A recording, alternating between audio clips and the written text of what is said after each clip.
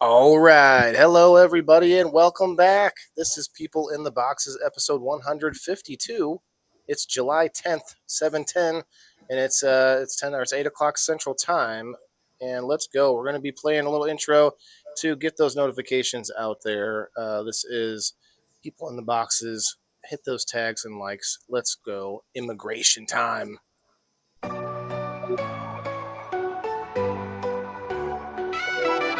Voices echo through the walls so thin, trapped in squares where the stories begin. Whispers rise from the shadows deep, secrets these boxes swear to keep. People in the boxes, souls on display, talking through the silence, night into day. Bound by lines, yet the truth breaks free. People in the boxes calling to me.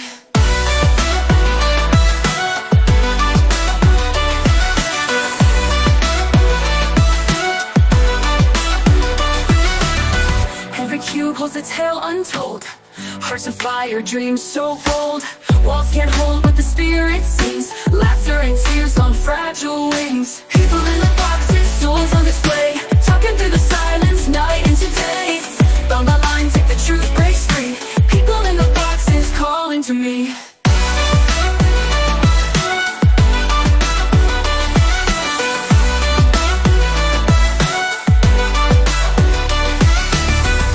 Cages or a stage to stand, a prison built by a human hand. Voices clash, then they blend as one. In the boxes, the journey's begun. People in the boxes, souls on display, talking through the silence, night into day. Bound by lines, yet the truth breaks free. People in the boxes calling to me.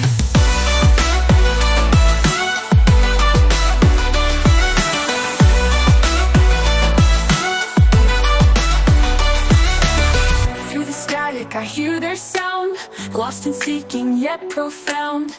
People in the boxes near and far, shining out like a guiding star.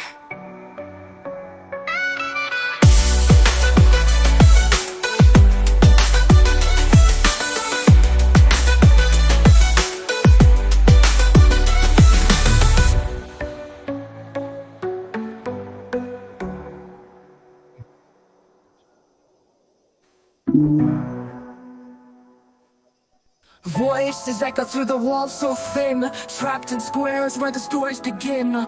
Whispers rise from the shadows deep, secrets these boxes swear to keep. People in the boxes, souls on display, talking through the silence, night into day. Bound by lines, yet the truth breaks free. People in the boxes calling to me.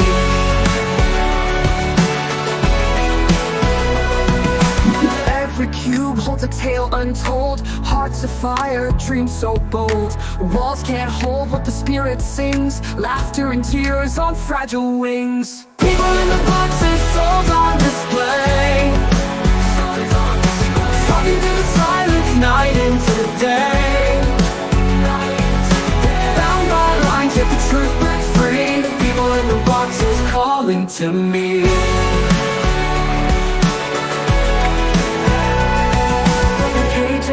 Or a stage to stand, a prison built by a human hand. Voices clash, then they blend as one. In the boxes, the journey's begun. People in the boxes, souls on display, talking through the silence, night into day. Bound by lines, yet the truth breaks free. People in the boxes calling to me.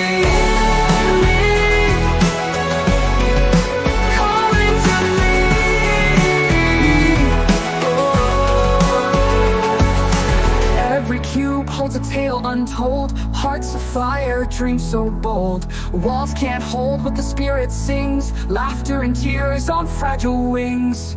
Every cage is or a stage to stand, a prison built by a human hand.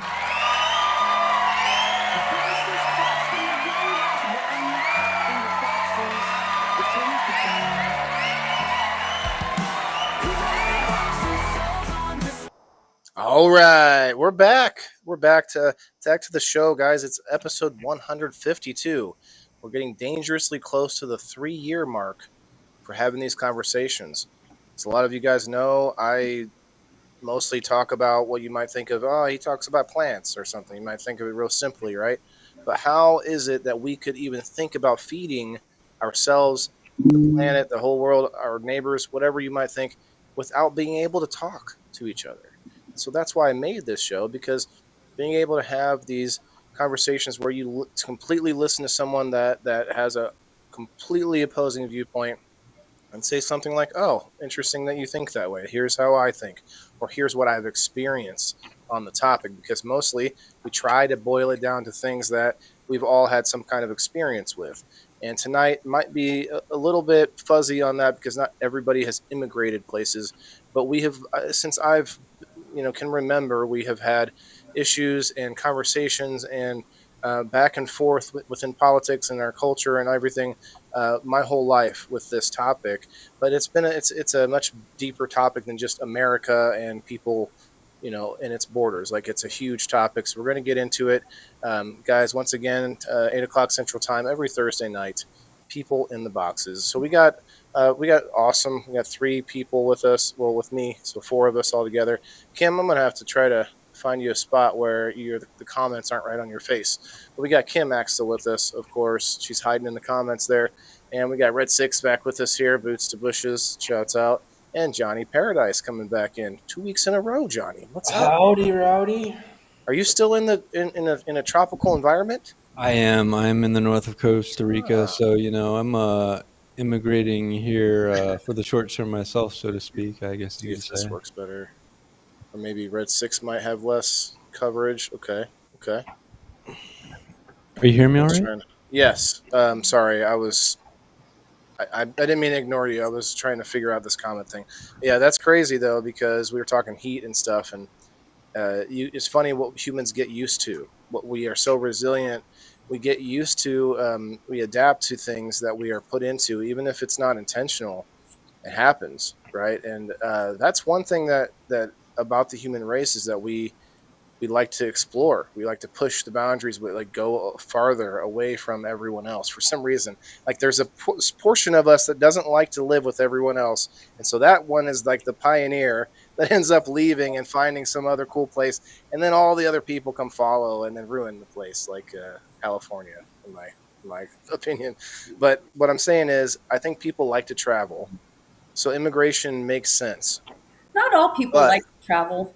Well, like a lot of the human race, like that's how we got everywhere we are. Like, we traveled. Like, otherwise we'd all be in Africa still, right? But people initially traveled because they were following their food. Okay. Like, the hunter-gatherer people, they weren't traveling because, let's go sightsee. They were traveling because the woolly mammoths were on the move looking for food. And all right, that's very, very that's very primitive. But then you have things like walkabouts and journeys and like the hero's journey. Like, that's one of the most classic stories. Johnny. But I know people that have never left their community ever in their entire life, and they're fine with that. You just got to go, Johnny. She's not looking at who's getting ready to say anything. Oh no, that's all right. She's over there. What are you filing your nails or something? Yeah. All right. You gotta make it happen, right? That's funny you say, like, we did it for food. That makes a lot of sense, right? We did. That's for sure. Following the animals, kicked out of the garden, had to look for some food, I bet. Yeah, right away. It goes all the way back to that, doesn't it? Yeah. Doesn't it? I think, and then as an American, I feel like our food in our country is some of the worst. And just one reason that makes me want to seek other places. And, we talk about this idea of, like, immigration, right? Like, what's fair? How should it shake out? What's just? I just come back to the idea. I'm glad there's 180, 200 so different countries. One world government means, I just got a healthy distrust of government, right? So having 200 different ones, some doing things better, some doing things worse, gives us a chance to have that experiment and say, hey, let's do what they're doing, not what they're doing. Kind of like states. Yeah, go ahead. Yeah, so I just want to say, I'm not for a one world government. It's just I'm all about, the individual and our creator rather than some bureaucrats taking our taxes and telling us what to do. So Isn't that becoming harder though because of how connected the world is? I mean, you've got not only Starlink is going to really, I mean, that's going to make us even more connected as far as like we might not notice it here, but like overall, the whole like people all over the world, not just the first world, is going to just end up being this connectivity that's just great, like a hive mind almost. That's why they call it the woke mind virus. That's what Elon likes to call it, and it's just partly because of mob think or group think. When enough people get together who have like a weird idea, you can build on that weird idea, whether it's something evil or just weird. Like there's a lot of that on the internet. Um, but so like, where do we go? Is my point. Like, does this? In my mind, I fully believe that humans will explore space more and actually colonize space. Maybe not in my lifetime, but that's the only answer I see as we fill up the planet, other than us like purposely culling ourselves, which maybe some people in power are doing that. I But don't think we need to purposely cull ourselves. I think that some well, catastrophic or maybe maybe thing it or happens series of natural. things are Right, going to right. do that. But what I'm saying is like other than that, other than something breaking us back down, I think the only answer is that we continue to expand, and I think I've said this before, but I feel like humans might be like the cockroaches of the cosmos. all right, all You know, right, all right. Let me jump in here. This is terrible, man. I we're disagree with this cockroaches. so strongly. No, Go no, ahead, go ahead. no, no, no, no, no. Us at our worst, maybe, but us at our best, you know what? We're creating beautiful We're things. survivable. We're good Cockroaches are pretty people. strong. Go ahead. You know, we could take all the people in the entire planet and we could give them all a quarter acre of land, each family enough to grow their gardens, have everything they want to, have locally there in a beautiful way. We could all fit in the country of Iran. Okay. So this, whether we're going to Mars or not, or the moon or underground or wherever, that's another topic, but like we got a long, long, long, long way before that. You know what? We I can green agree. the deserts. I totally agree. We know how to do that. There's Yeah, many examples of us planting paradise everywhere. That's why I go by Johnny Paradise. We can plant we can plant our favorite fruit trees, our favorite animals. We can sequester the carbon. We can build the soils. We can bring the rains. They've done this again and again. They've done this in the Mexican desert. They've done this in Israel. They've done this in Africa.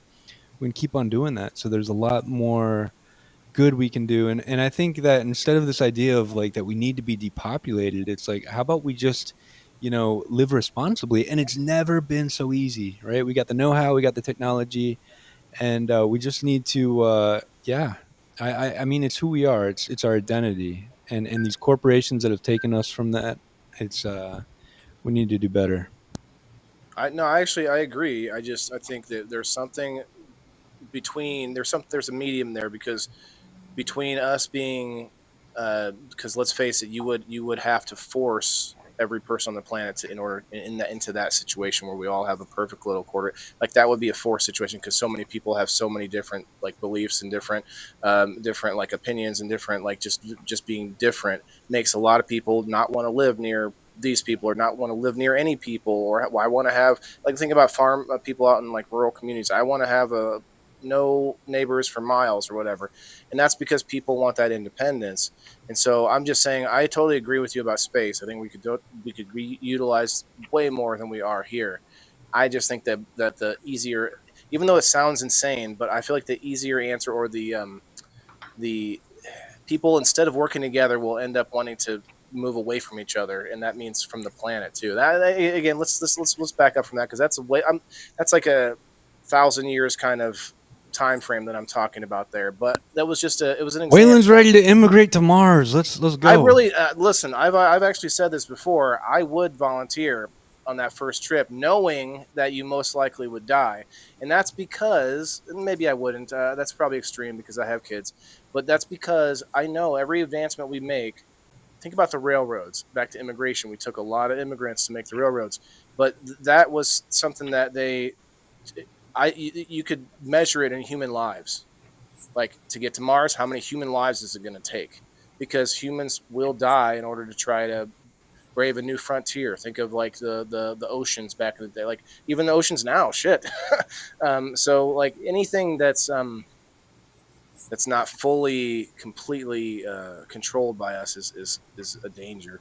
But that brings us to a little bit more recent stuff, because people are trekking, like people are going through some horrific treks to get here.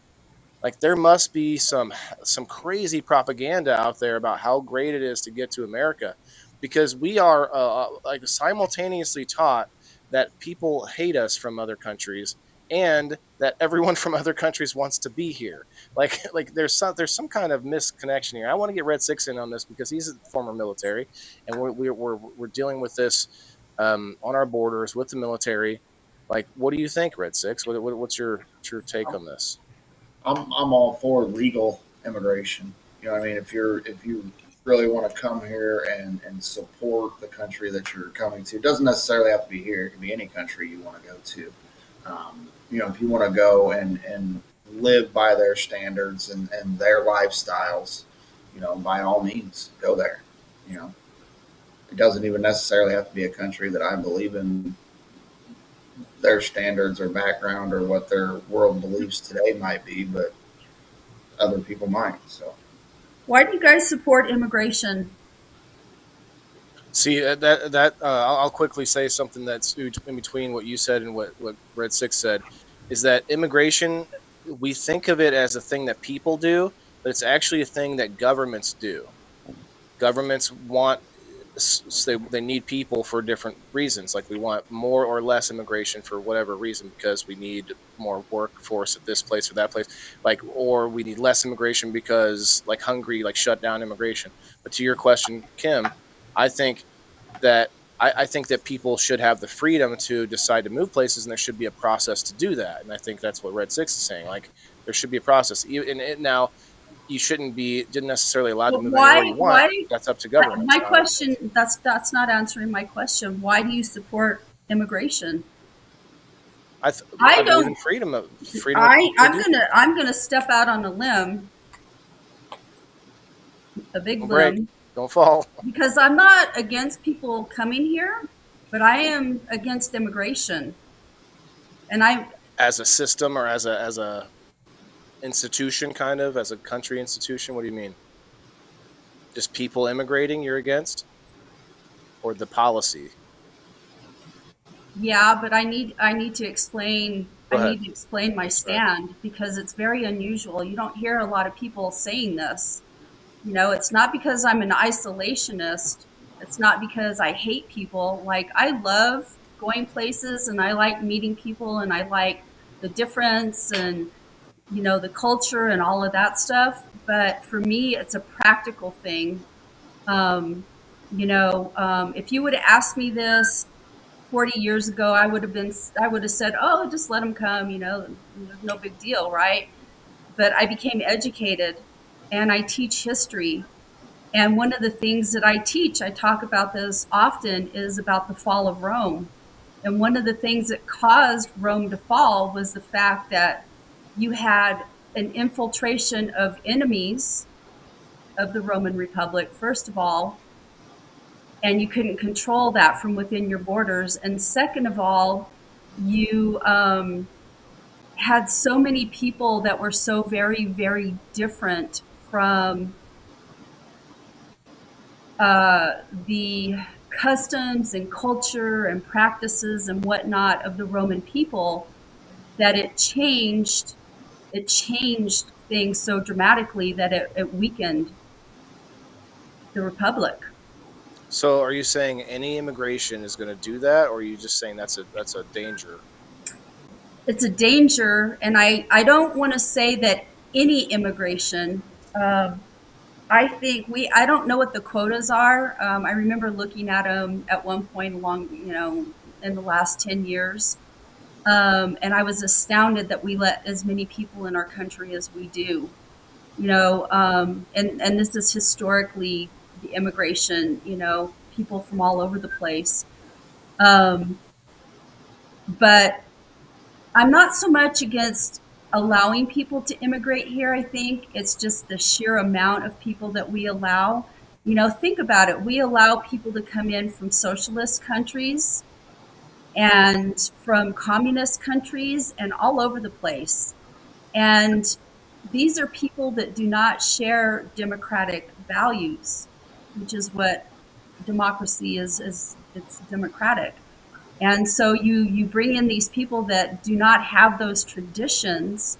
They may say, "Oh, I want that freedom," but they have no concept of what that freedom and the responsibility of that you have in maintaining those freedoms. That's where And now you're getting closer to it, Kim. 'Cause and I don't think it's just a number. it waters down our it Our waters culture, down our not just ideologies. our culture, but just it waters down our democratic values. And it weakens Okay, us. I agree, and I understand what you're saying, but one step further is that it's not necessarily the number of people. I don't, in my opinion, but it is the lackluster enforcement of so now there'll be some immigrants that did this legally that will probably disagree with me, but they are not being they do have to go through the Constitution test and little Nat, I think. Constitution But test, they don't do monster, enough. They don't have to. blah They're blah not forced blah. to learn English. Like there's a bunch I'm of little telling things that they you, could be. Hold on, that I let you speak. Let me. just because they leave wherever it is that they came from and they go through the education, that does not change their cultural practices. And that shit gets passed down, and I don't care what you say. It Yes, gets passed I down don't from disagree. generation to generation to generation, and Yes, it but doesn't leave. I've heard immigrants talk about this who are against illegal immigration.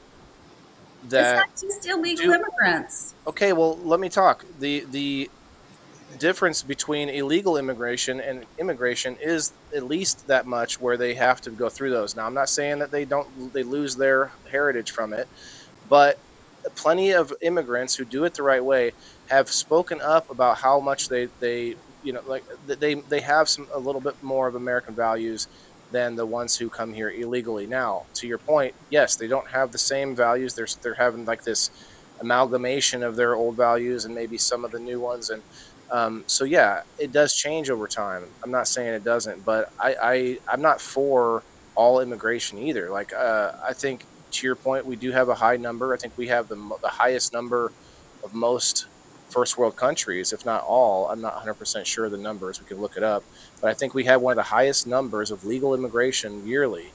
And we're not picking the best and brightest out there. The point of immigration for a country standpoint is to find those like diamonds in the rough elsewhere that could help us in some way.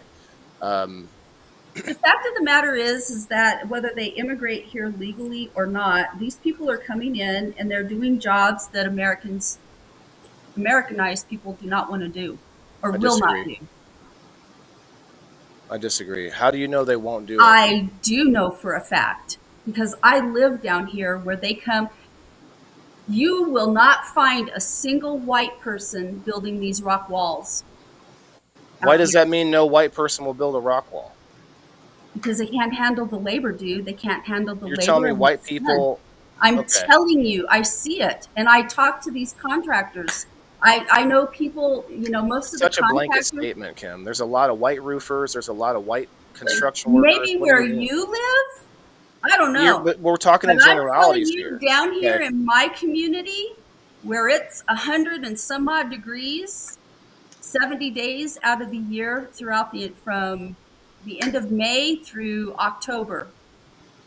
It's 100 plus degrees here. You are not going to find a white person out there doing this kind of labor.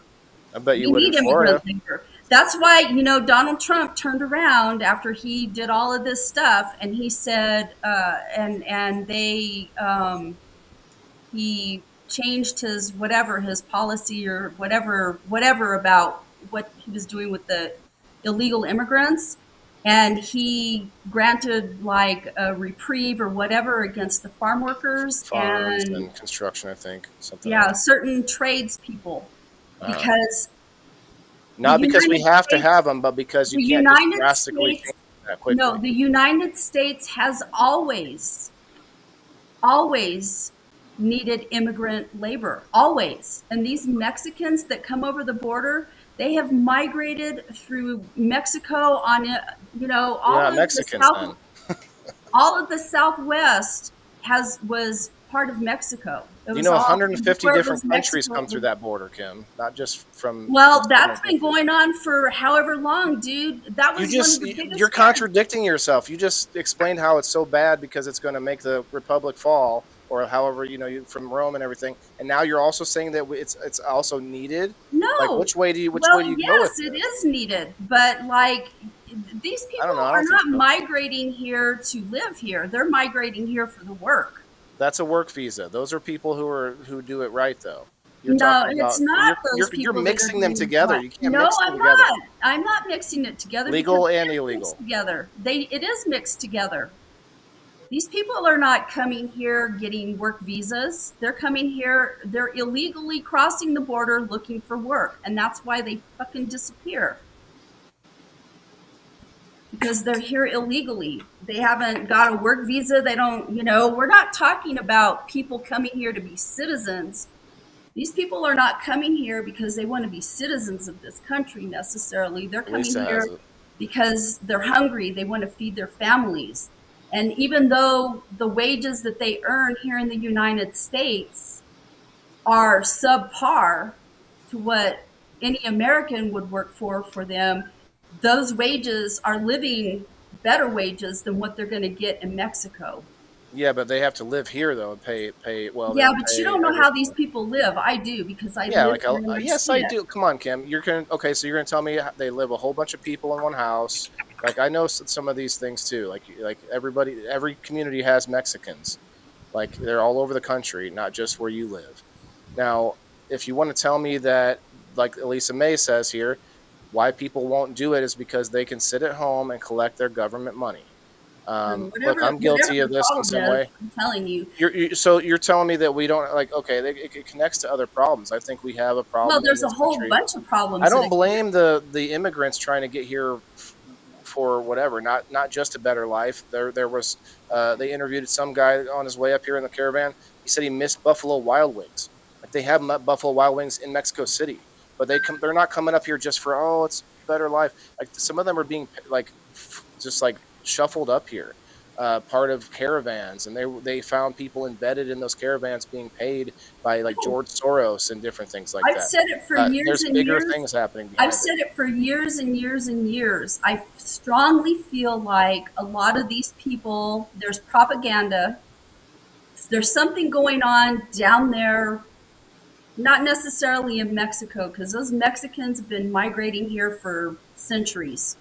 Okay, it's But they're a not the major natural problem. migration pattern for them, but people that are coming up out of Honduras, Guatemala, Venezuela, a lot of those people, I feel like there's some kind of propaganda that's not just wealthy like Soros and whatever, but I feel like there's Russian and Chinese operatives that are feeding these people propaganda that are pushing a lot of these things.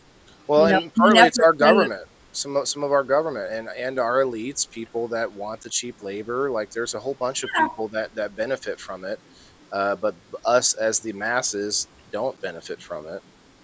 Well, I we think do that benefit from it because I promise you that if we paid you also get hurt from it American wages to these farm workers, that it would make the cost of our food go up. too. Yes, but that is a ridiculous argument because it should have never gone to that point. So now the way to get back there is going to be pain. Like if you got something so screwed up that it needs fixed, no matter whatever it is. I don't care if it's a pipe in your house. There's going to be pain to take care of the problem. I'm not saying there's no moral judgment to this. I'm just Okay. telling you that there's a trade-off for it, and one of the things, whether it's right or wrong, that's going to be one of the things that goes with it. And I so, detasseled as a kid. And I think we need to get our kids back to work. We have our kids that are just sitting around. A lot of kids are making money online now, or you have OnlyFans, you have video games, you have things that people can make money without having to go and do those jobs. And it's because of the U.S. being what it is, having this technological, hold on the world, more or less. I don't know. What do you guys think, Johnny? There's a Red lot Fix, of anything? crops. There's a lot of crops that you can't hand pick though. That have to be hand picked. Right. Like No, out you here, can't make we machines have, for everything. yeah, well, like out here, one of our major crops in my area, the whole southern New Mexico part down here, the Hatch Valley is chili, green chili peppers, I and picked those the can't tassels by hand, on foot. you can't pick those by machine. All that's physical labor that picks Yeah. those chilies, and it's a finite time of picking those too because they go bad You or ever pick vegetables, Kim? have I ever picked vegetables? Yeah. Yeah, I grow vegetables in my backyard. What do you mean? So it's possible that you can do it, right? Oh, you can do it. Johnny, you ever worked in On the a field ever? mass on 50 acres of land, I'd like to see you get out there and handpick those tomatoes. Well, they don't do one person. Like it's I know not, they don't, but have you ever watched people go you're gonna have out to there in the jump fields in. and pick that shit? They're bent over. It's hard labor.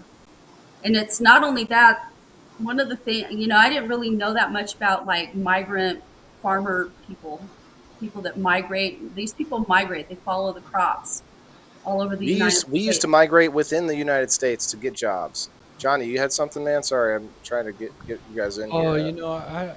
I don't know. I just go back to what Kim was saying about,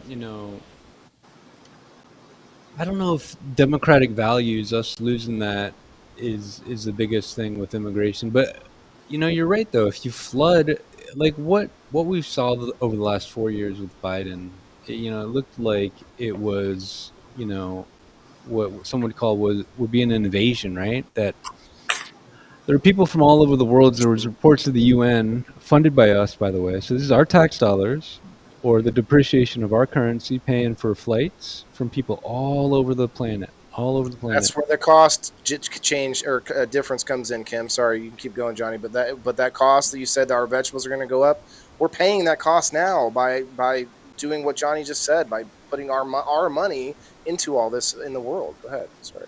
Yeah, and to me, what do I want to see on this immigration topic? I want to see like who was funding that. I want to see congressional hearings. I want prosecutions. You guys want to fund an invasion with our tax dollars against us, drive down the value of our currency, and we've already got inequality, right? We've already got a suppression of wages. We've already got the middle class struggling, and you want to keep suppressing those wages? I mean, that's what we're talking about here. We're talking about the price of tomatoes. The price of tomatoes, how much of that is really labor? You double the amount of labor, the price of tomatoes goes up 10%. And now kids out of college, a lot of people can go and make, $20 an hour picking tomatoes. I'm not against that. So, a lot of these people are being exploited too, and I hear this as a reason like, oh, well, hey, you don't want to do these jobs. It's like, these people are being exploited. And to me, that comes off as pretty like, I don't know. It's just, it could come from different places. From some people, I don't know if it's racist. That's not what I'm saying for you, Kim. But for some people, it's like, let them do the job. I don't know. But it's like, yeah, we have OSHA. We have rights in this country. These people are getting exploited, a lot of them. And we have massive sex trafficking scandals. They say 300,000 kids lost crossing the border. Yeah. They say there's evidence that our own government is in on this, to where they want to do all this sex trafficking. They got all this nonsense going on, underground, and this is part of the reason that the border is open. So I don't know what the answer is, but to your point about democratic values, I think you're right when it's at the scale that it is at this point. I think it's a little extreme, like you're saying, no immigration because they're going to take away our democratic values. I think we do have different cultures kind of participating in that are getting along, that are aligned, they're working together that way. So, but yeah, you bring up some good points. Man, it just always surprises me. And you hear this so much from the tolerant left, the empathetic left, the compassionate left. Oh, hey, who else is going to pick the tomatoes? You wouldn't do that for $3 an hour. Yeah, it's like But it's nobody's. true. It's true. Yeah, but Yeah, that's but you know because of what? I would do inflation, it. Kim. Look, Nobody was there are. stepping up. That's why Trump had to back down on some of that stuff. No, Because that's not why. nope. Oh, yes, it is. Well, Okay, Kim, I don't want here's to my get point. into it because it's going to piss me off. So I don't want to Kim, go here's down my that. point. It's like there are times in my life and in a lot of our lives where it's like I would pick those tomatoes for $20 an hour. Maybe I couldn't do it all day, 60 hours a week, like some of them do, but maybe I could do it for 20 hours a week.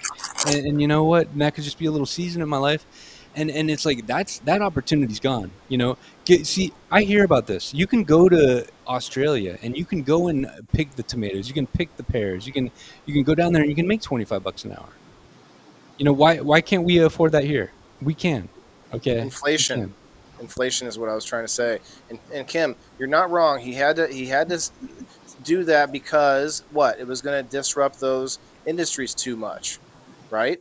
So what did he do? They're trying. Well, I want to put this out there. I don't think ICE. My personal opinion is the optics so far have been horrific, and we'll get into that. We can maybe even pull up a video of like the construction workers scattering at a construction site when ICE shows up and stuff like that. So I don't agree with some of those moves.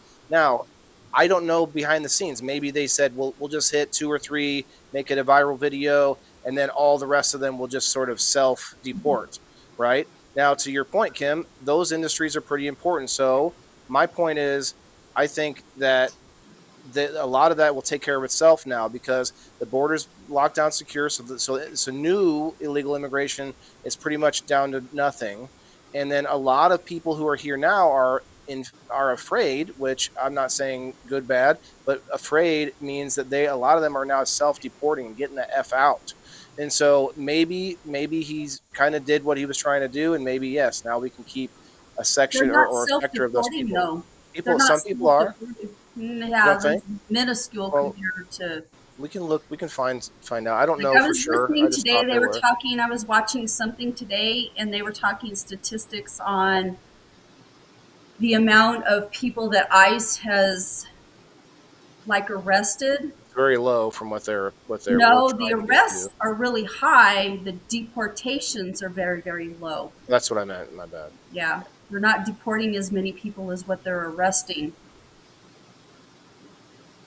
So let's watch a And video. one of the things that they said, and I haven't looked at the statistics because I don't know, I've been kind of lazy today. Hey, get out of there. Um, I didn't look at the statistics myself to see what was up with it, but because I've had a lazy day today, but but they were saying that that's in part because a lot of the people that they're arresting are people that are here legally. So I don't know what the percentage is of that or whatever, but well, I get that, but I think that's going to happen. I think it's going to be hard not to well, catch yeah, them. they're going to They look can at it and release say, them. "Oh, you're a Mexican, so get in the van. We're going to take Well, you. Oh, you don't have your papers? Well, hell, dude, I'm working. Like I don't know. so I mean, okay, but people can be falsely arrested that aren't Mexican, and maybe they'll just let them Well, go. no, They're I trying know to they're figure looking out. at people that look So Mexican, I people don't that have get. dark skin or I don't. whatever. Well, maybe, but I don't get worried that some of them are getting arrested falsely. But if they were deporting people falsely, that like that one guy had this weird situation. They called him. The left wanted to call him Maryland Man, which was he was not a Maryland man. He's a guy, who came here on I think he had asylum hearing or something, and they had 2 hearings already. Anyway, that's a big story that people latched onto because they said he was falsely deported to El Salvador, and they ended up bringing him back just so that he could serve charges of human trafficking. So like everyone wanted to defend the guy. He's such a good guy. He's just a family guy. And then it was just a political thing. Let's see if there's any other Yeah, I don't know. Fox embedded. Well, do you remember this, the Maryland Man situation where they both sides sort of latched on to this story kind of in different ways, and I don't know if it um, was during the springtime, dude. Like I was so busy with work. I wasn't really paying It attention. made national news because a judge, a not even a Supreme Court judge, tried to order Trump to bring him back, and it's like, I'm sorry, but judges Oh, that can't was the order guy. Was POTUS. he in Maryland? I don't know where he was Man, from. Maryland man, they called him. Yeah. I don't know.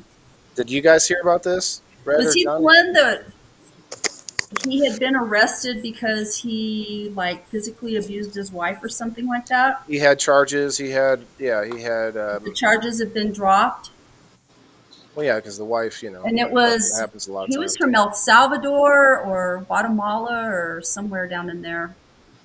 He wasn't from Mexico, I think. He was somewhere down in the peninsula. What do you call that little strip of land down there somewhere? Yeah, Kayla, I didn't really pay that much attention to it. Like I said, during that period of time, like, ugh, man, I was going through hell with work. Kayla, what are you disagreeing with here? Fuck, letting her go. I know that it was like there was like this back and forth because the Trump administration was saying that he was a criminal because he had beaten his wife or something, or he had been accused at one time of abusing his wife, and so they deported him, saying he was here illegally. I think I don't really. It's fuzzy. Whatever I know about him is really fuzzy. And then there was some like court stuff going back and forth between the Democrats and the Trump administration specifically about him. And then there was something I remember them saying something about that Trump had paid off the president or whatever of the country to keep him there, and I don't know. It sounded like a big old clusterfuck to me. So who knows what Yeah, the truth people is thought that, about but that's where the guys. That's his country of origin. Like, what do you want from them? That's where you get deported. Like, look at this. There's like a coordinated attacks on ICE, and these people aren't waving American flags.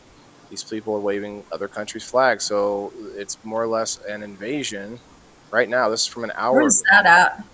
This is no longer protesters. These are people firing at ICE officers because they're enforcing immigration law. Why don't Democrats denounce this extreme? Okay, who's this? Well, Gunther. that's a migrant platform. So what they do with those people, what I bet you what's going on with that.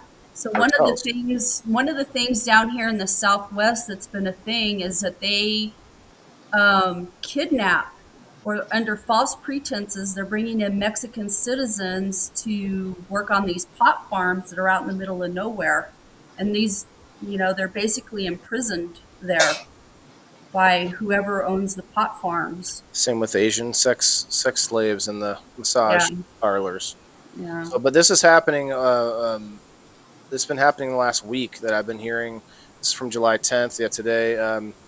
This Yeah, is that's a down in California. That's where they're doing all that. California has issues with that pot farming stuff. They always well, have, this is a different. Uh, Well, I don't know. That guy right there said it's in Camarillo, California. yeah, here's from an hour ago. Illegals bang on the inside of the bus as they're leaving. Yeah. So what's So, happening is those people are like, I don't know that they're kidnapped or if they're like under false pretenses they're brought over here and they're basically enslaved by these pot farms. this dude just And flew these me. pot farms, I bet you if you look on a map you'll find that Camarillo is that wherever that pot farm is, that it's kind of remote. Okay, So they've been doing that for years. Go off into some random forest, cut out a little space, grow yeah, but pot. that was different. That was cartels that were doing that kind of shit. This is a You don't whole think different. cartels run this? I don't know. I don't know who's doing the pot farms. I don't know where that's. I don't know enough about these pot farms. I just know that I've read about it in different things, and that's kind of a thing that's been going on. Okay, let's switch gears just a little bit. I want to give you guys an example of a country that has locked its borders down. I don't know if it's still locked down right now. Maybe I can find out. But Hungary, the country of Hungary, back when there was a huge influx of uh, there were refugees going across Europe, and I know Hungary had to Poland. start. You know, Was it Poland Poland's or like next Hungary? door. Yeah, Okay. Poland's next door, and I know they are famous for that. They're really protecting their culture. You know, this it's a different situation in Europe. You know, Europe is like getting drowned in this Islam, which Yeah. is like Yes. seems really dangerous and a lot more challenging, honestly, than you know a lot of the Mexicans that are coming in. You Well, know, we still have some Islamic travel through the southern border too, right? well, we do, but it's like, come on. To me, it's like I don't. I think maybe it's. I look to begin with. I think they get blamed for a lot of things that you know they're not really responsible for, like maybe 9/11. Yeah. Um, you know, and but when they come in massive numbers, I saw this study. It was really interesting. It was like saying, look, when they're here and they're just between 1% and 5%, they're like, hey, just let us do our thing. And then when they get to be a little more, then it's like, okay, let us have mosques everywhere. And then when they have the thing, it's like, hey, everybody needs to serve our food. And then it's a little more. It's like, hey, everybody needs to do Sharia law. And then they get a little more. And it's like, hey, you know. And it's like it really is like a takeover, and you see it again and again and again in different countries. Well, And that's what I'm saying. That's what I'm getting back to. It starts eroding, like, I don't know what kind of governments they have over there or what their values are over there in Europe, but I know here in the United States it erodes our democratic values well, you know, because they're not democratic people. Those are closed countries. They're very, very closed cultures. They don't have democratic values. They I appreciate the ability to have the freedoms that they have here so that they can practice their ways, but they don't share our values. Sorry, I wasn't waving at you Yeah, guys. it's Go just, ahead. you know, I don't know. Like, what is it like where you have, I think one concern that I hear about what's going on here in the States that makes a lot of sense to me is that, you know, these people who are being shipped in, you know, eventually they're going to vote, whether it's them or their kids.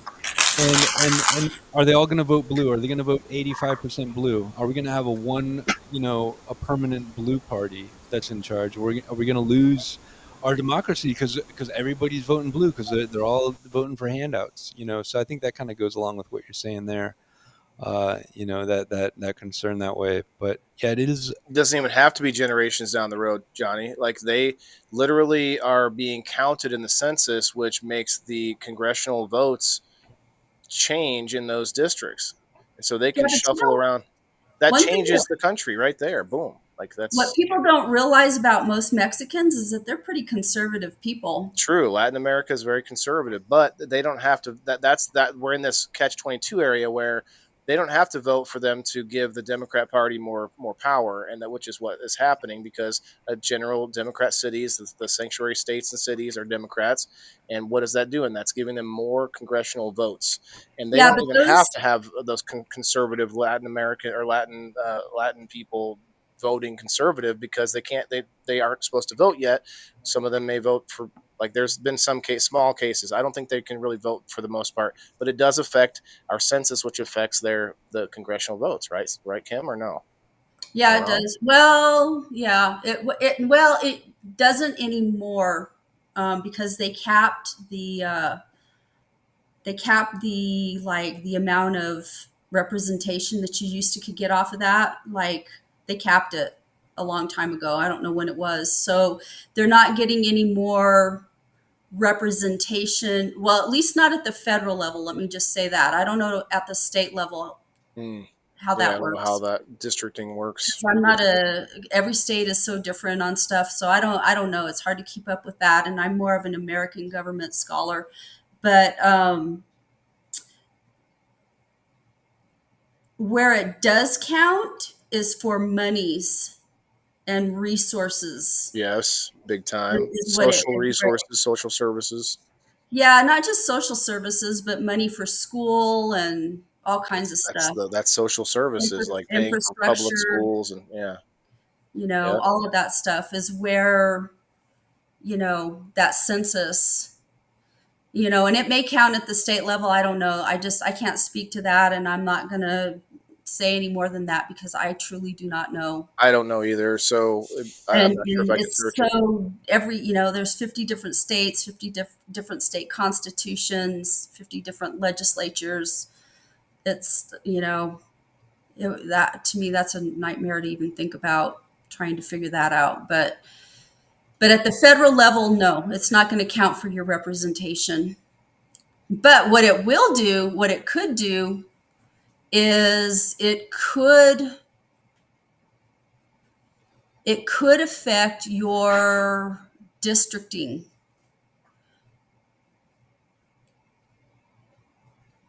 It That's could what I affect mean. districting.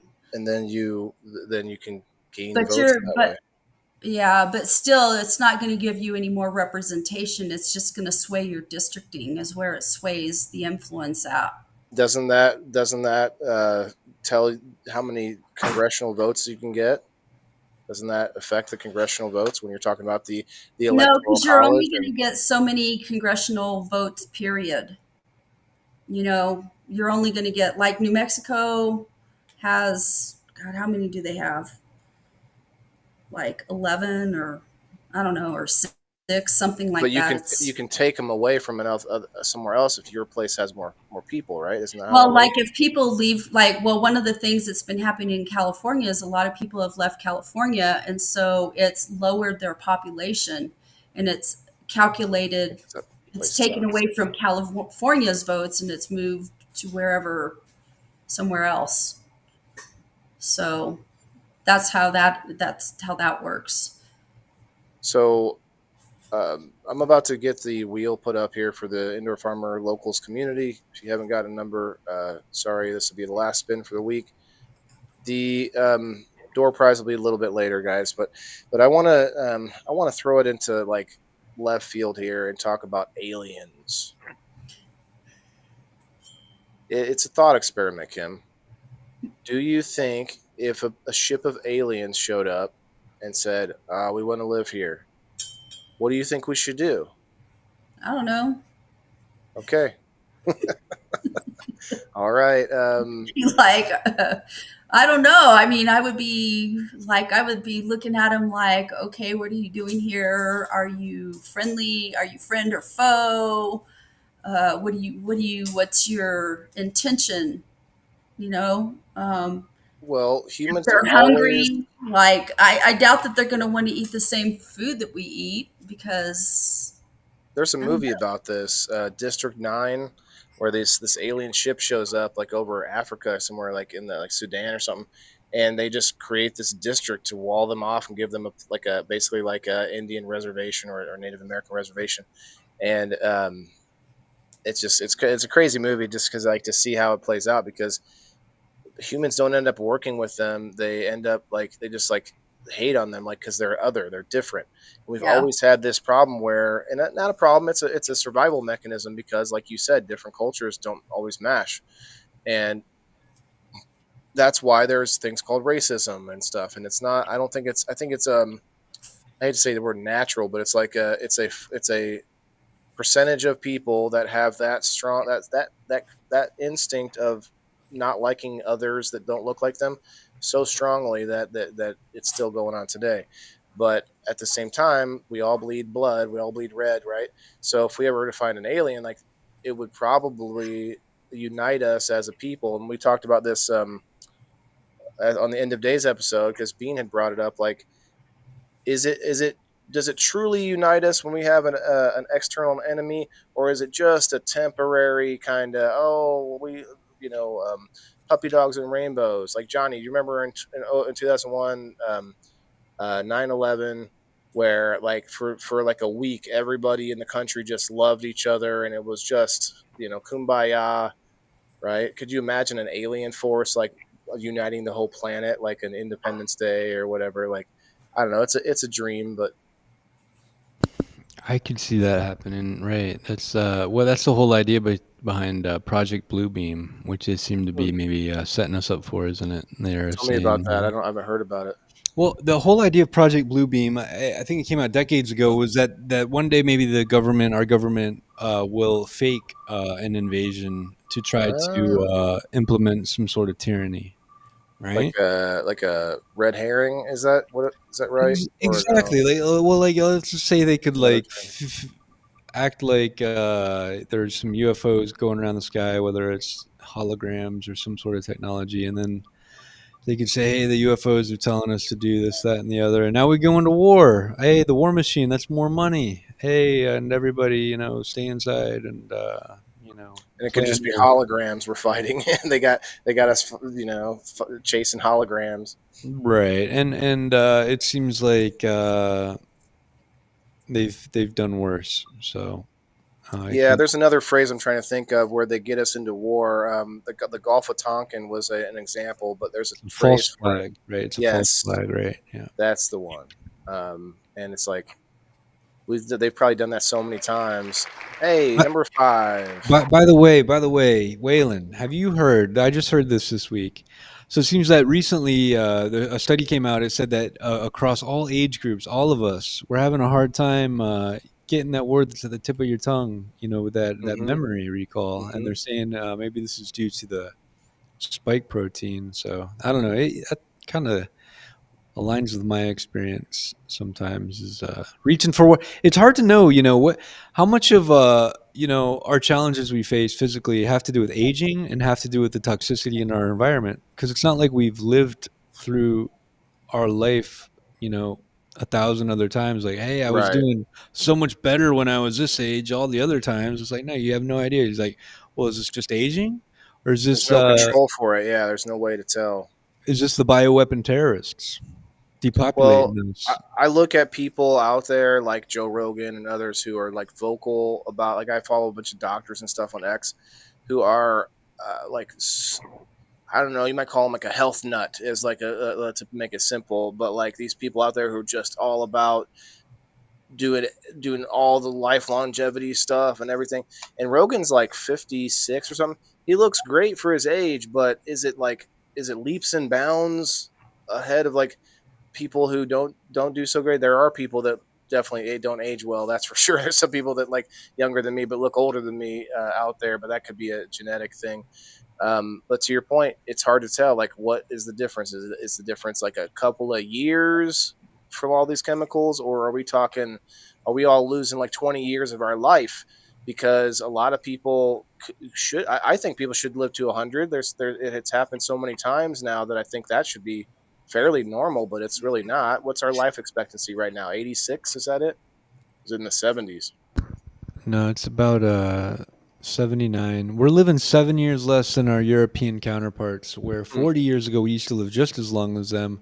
What's the difference? We're poisoning the Eat food we like eat. shit. People are addicted to processed shit. You should see. I'm a teacher. I teach secondary. I teach. Now I'm teaching middle school, but for many years I taught high school. You should see what these kids eat. I saw a meme on my Facebook earlier from one of my New Mexico groups because I live in New Mexico, and it was a picture of a newborn baby with a full head of hair and this sour ass look on its face. And the meme said, "Oh, finally, I get to meet the person that fed me sour pickles and hot Cheetos for 9 months." Because that's what these kids fucking eat. They don't eat Yeah. decent meals. They eat a bunch of shit. They all do it. Candy and oh my god, like you wanna get a kid to do something for you in a class, get a bag full of Jolly Ranchers, and every time they do what you want, give them a Jolly Rancher, and they'll do anything for that piece of candy. I'm telling you. Well, I don't blame them though. I blame us and our parents. You know. Well, it's not And just our parents; it's advertising and marketing and well, yeah, I all guess it's kinds not of really their stuff fault and either. It's lackadaisical, you know, people that have crappy ideas about stuff. People are just fucking lazy. It's easier I'll, to let your kid eat a bunch of shit rather than have a fight with them to make them eat good food. When this pisses me off that my regarding my son. So my son, I cook meals every fucking day for that kid, and we used to have battles because he wanted to eat shit like spaghettios out of the can or whatever. And I wouldn't hear it. I didn't let him eat a bunch of candy. I didn't keep a bunch of junk food in the house. I made, he ate decent food. His kids, oh my God, they eat shit. And it's because they don't want to fight. Okay, baby. Well, okay, don't cry, Okay. Well, my little grandson, I was over there last, I don't know, when was it, for 4th of July? And he made this comment about something hit him in his man boobs. And I'm telling you, he has man boobs. He's 10 years old and he's got boobs. He's chubby, fat little shit because he eats like shit. Lives Okay, in a but family of people that are diabetic or pre-diabetic, and sorry, did it it's one of these times. because there's a real lackadaisical attitude, and people don't want to. What are you chasing Okay, the fly or what? okay, but it's hard to know the chicken or the egg in this situation because the food is addicting and causing these issues, lazy and all this, that we're not focused and all that. So which one? I mean, what do you do, Johnny? Do we like detox? How do we do? I got you right here. I'll push back on Kim here, and I got a lot of respect for Kim. So this is don't take it personal. But can you see the screen I'm trying to share here? You just froze up Can we as see it, this? for the first time. Okay, wait. If you want to, I can make you Can we see moderator. this now?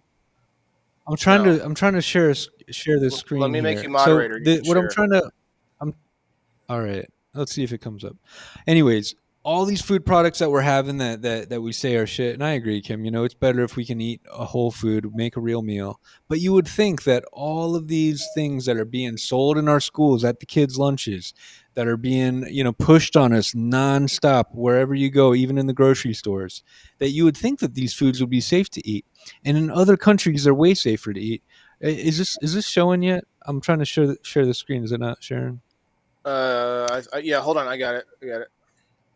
Okay. No, I got it. It's over here. All right. So let me do this. So Got be it okay, so all right, so this is showing Doritos, right? So Doritos in the States, it's shit. You're right, Kim. We shouldn't be eating this. This is canola, maltodextrin, on and on, all of this nonsense. Let me see if I can scroll down a little Scroll bit. down. Yeah. Yeah, we got artificial colors, we got on and on. Look at all these ingredients. You go to Europe, the same exact product, the same exact name, it's got way less ingredients. It doesn't have these artificial colorings, these food dyes. It doesn't have the same amount of preservatives. And this is just one example because you go and you keep looking. It's like, okay, Cadbury cream eggs, same thing. Why are they using paprika and we're using yellow number 6? Why is it when we go our ketchup, Heinz tomato ketchup, why are we doing high fructose corn syrup and they're doing real sugar? How come we're using natural flavor and whatever that is? They're using herb extracts, so their tomato ketchup, plausibly is good for them. It's like medicine. Yeah. Medicine. Ours is killing us. Quaker Oats. Quaker Oats, Kim. It's like you would think that you make some oatmeal for your kids, you're doing them a favor. You're giving them a real food. It's harder than you think, Kim, because you bad. think that you're feeding No, your. it's not harder than you think. Well, wouldn't you What think is that it? oatmeal? My son Oatmeal got would be real safe? food. I didn't buy processed food. I You didn't make oats for your kids. You never made oatmeal for your My kids. son wouldn't eat oatmeal. He didn't like the texture of it. Okay, all right. Okay. So- Well, I got to You push get back like here, Kim. Look at our meat in the supermarket and stuff. I know. We think is get good you. food is not good Our food. food is shit. So Kim, Yeah. Kim, here's my point. So for breakfast, okay, let's say, I think I'm doing something great. I'm not making it with a microwave. I'm putting oats on the stove. I'm cooking it with whole milk, raw milk maybe, and look, it's with all this shite in it, and it's like, dude, you look at this guy's face. This is a Quaker Oat man. This is a religious dude. Quaker Oats. That dude, 200 years ago, that dude was the pastor. You got the pastor on the food. Looks like an Amish dude, and look at it. It's poison. And in the other countries, they got the same product, Kim, and it's fine for them. Heaps Now, of Kim, fruit. how come their country gets to eat food that's good for their children, and we're getting holocausted? Why is that? Because It's because we're lazy. Is it because we're all lazy? I don't think so. It's because it's cheaper it's probably cheaper to produce stuff with all of Barely that, cheaper. whatever that fake ass stuff that's in food. It's probably cheaper. Somebody sold the system. Somebody sold the system down the road. That's I- what it is. Well, I agree. I with try you not to- 100% right there, And Cam. people like you try to make changes on stuff, and people come out of the fucking woodwork on it. Look. Mountain Dew, even Mountain Dew. We all know we shouldn't be drinking soda, but once in a while, hey, you're out and about, and you're like, hey, golly, all right, I'm gonna cheat this time. Look, if you're in Europe, you're feeling 10 times better than if you drink the shit here. Why? Why are they eating so much better? Why are we being holocausted? It's not because we're all freaking lazy. It's because, like you said, we've been compromised. They're selling us out. It's laziness as well, because I guarantee you this stuff, when I was a kid, this stuff was not available. I seldom ever had a soda pop, maybe once a week in the summertime. Look I at this would- chicken So- soup. You can't eat chicken soup from a can in our country. In other countries, look at this: herbs, yeast and spices, natural food color, Bread is a paprika big extract. one. Bread Yeah. in other Bread countries a is huge so one. different. Bread's not safe here, Kim. We can't eat our freaking bread. You Yeah. know that? Well, I don't eat Crazy. bread, but Yeah, you don't eat So- any bread. Wow, or things that are No. breaded even. Well, But this So are the this rest- ties into the conversation about being lazy and us not being able to work. Now, think about these people that are being, like Diana's pointed out a couple times. There are billboards in other countries. Come to America. These people are eating what Johnny's talking about, more wholesome food where they're at, and then they come here, and then they get introduced to our garbage. And then what's going to happen to those hardworking Mexicans that you're talking about? That after a couple generations, like they're eating all the garbage we got. So yeah. anyway, it's sad. Well, there's that, but I don't know. To me, a lot of this stuff came about as convenience. Like my mom, when I was a kid, my mom used to cook me breakfast. I never ate. I didn't start eating cereal out of a box until I was probably around 9 or 10, after my mom and dad divorced. And that was because I lived with my dad, and my stepmom, that's what she bought for breakfast, whereas my mom cooked my food.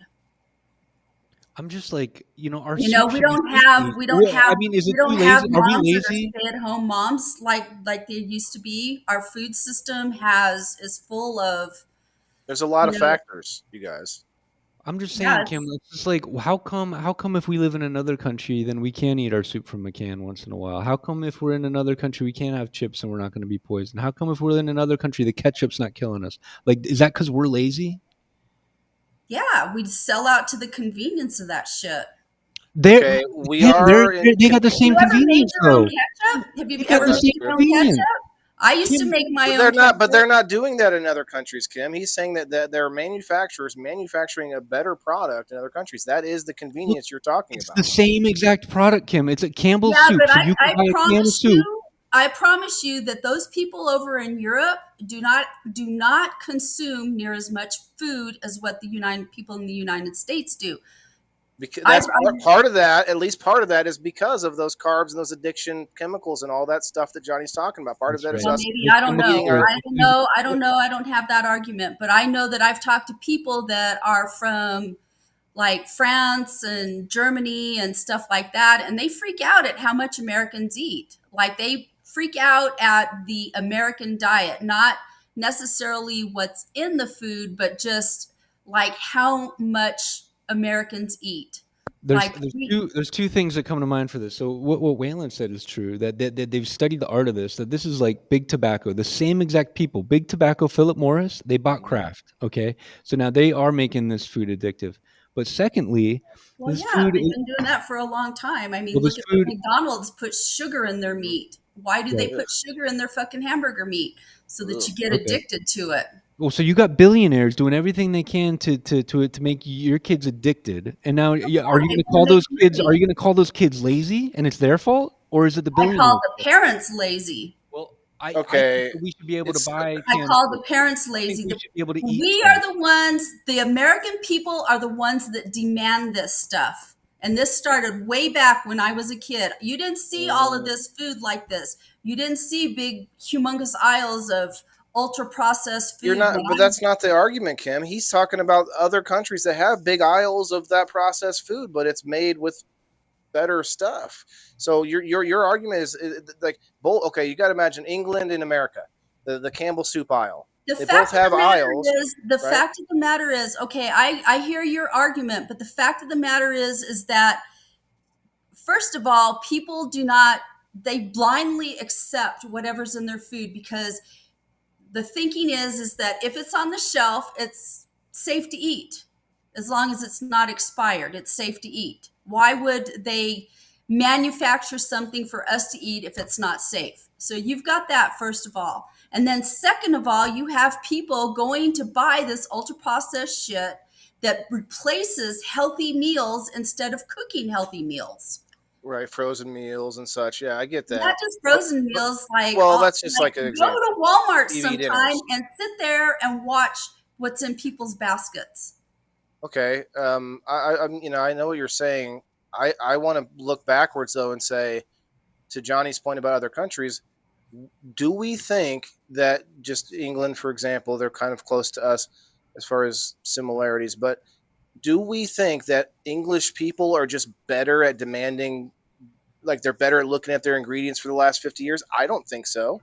I don't think they I were don't just know. I think they have that same bias that you just mentioned, that they probably bought stuff on the shelf because it's there and it's probably safe and this and that. They probably have the same bias, but for some weird reason they didn't go down the same path we did with all this. Now, I think my opinion is a lot of these companies made deals with other companies in order to use their byproducts. Like, hey, oh, you'll pay me to take your corn juice that came out of the corn processor. Oh, that's corn syrup. Oh, okay. You'll pay me to do that. And so people are putting like wood pulp and filler and things that doesn't belong. And I think those are just deals that companies are making in the background, like to offload their waste and to make money and make it turn it into money instead of No, So there that's could them being be lazy for there, sure, cutting there could corners be. and I don't think it's them being lazy per se. I think it's more cost cutting. Like, it's just like with dog and cat food, and that's why I make my own dog and cat food. It's, you can get more bang for your buck as a business person if you put these cheap fillers in food. It'll make your quantities of your batches of whatever it is that you're making, and oh you yeah, can sell more that way. I think it's more like that's how you that do rather than. Now, one of the things that I do believe that they've done, and I don't know how long they've been doing it, that to me is a sinister thing, is like, the corns, the, what is that stuff? The high fructose corn syrup. high, yeah, the high fructose corn syrup. Now, I remember when I was a kid that you didn't really see that.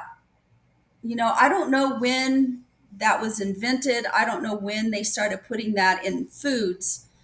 But one of the things that it was found out, and I don't, it's relatively recent in the last like maybe 20 years, maybe 30 years, that they've found that high fructose corn syrup is highly addictive.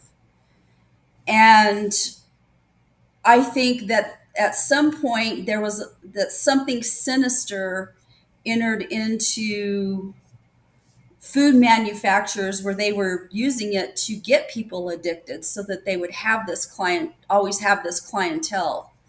It could have been some of our enemies. I mean, look at what China does to food that Yeah. they ship out, where they inject meat with hormones and stuff. You can watch these videos where the meat just plumps up, and it's just to your point, Kim. They're trying to get more bang for their buck. Sometimes they do that with cows, where they're feeding them a bunch of corn or whatever to like just get them fatter than they should be, and then you end up with a lot of problems like obesity of these animals and stuff like I, that. I remember when I was a kid, when I was like a teenager, and I would go to the grocery store with my mom, and they didn't really like, now, the meat comes in packages and you just walk by, most, and you just pick out a package of hamburger meat or whatever. But when I was a kid, like there was like a butcher counter, and you would go up and they would have, the meats displayed, and then you would tell the butcher what you wanted and they'd package it. And I remember two things that my mom would complain about. One of them was with beef. Well, all of it was with beef, actually. one, she would complain that they would inject it with water so that it would, make more mass, I guess, or whatever, make it heavier or whatever, so that you can make more Mhm. money. And the other thing that she complained about, and I know that this was true because one time we got some hamburger meat. One of the things that they used to do commonly was to put chicken fat in hamburger meat. And when you cook it, it has a disgusting taste. Like, I didn't like it. I wouldn't eat it. Mm. But Sounds those good. are common practices that they had. And this was back in the late 70s and early 80s. Lard, you mean? No, it wasn't lard. It was chicken fat. They would grind up chicken fat in with the meat. I don't know if they still do that or not because I buy really super lean meat, like ground chuck, or I don't know. I buy the leanest stuff that's like 90, I try to. I won't buy meat that's not really lean like that I because want it fat. I want it fatty. Give me all that fat. Listen, I guys. don't want that in my hamburger. They I Well, want lied. that's unnatural fat, but yeah, you definitely need some fat. We gotta have some. They Yeah. lied to us, telling us saturated fat's bad for us. What are you going to replace Yeah, it with? Sugar? Corn right. syrup? I Well, mean, saturated, I did a keto diet for many years, and saturated fat is not bad for you. It's the carbs, the junk carbs, especially that make it bad for you. That's what causes it to, I don't know how to explain the system, but that's what makes that plaque that hardens. It causes you to have heart attacks and stuff. I think it has to do with processing the carbohydrates. There's a lot more of it.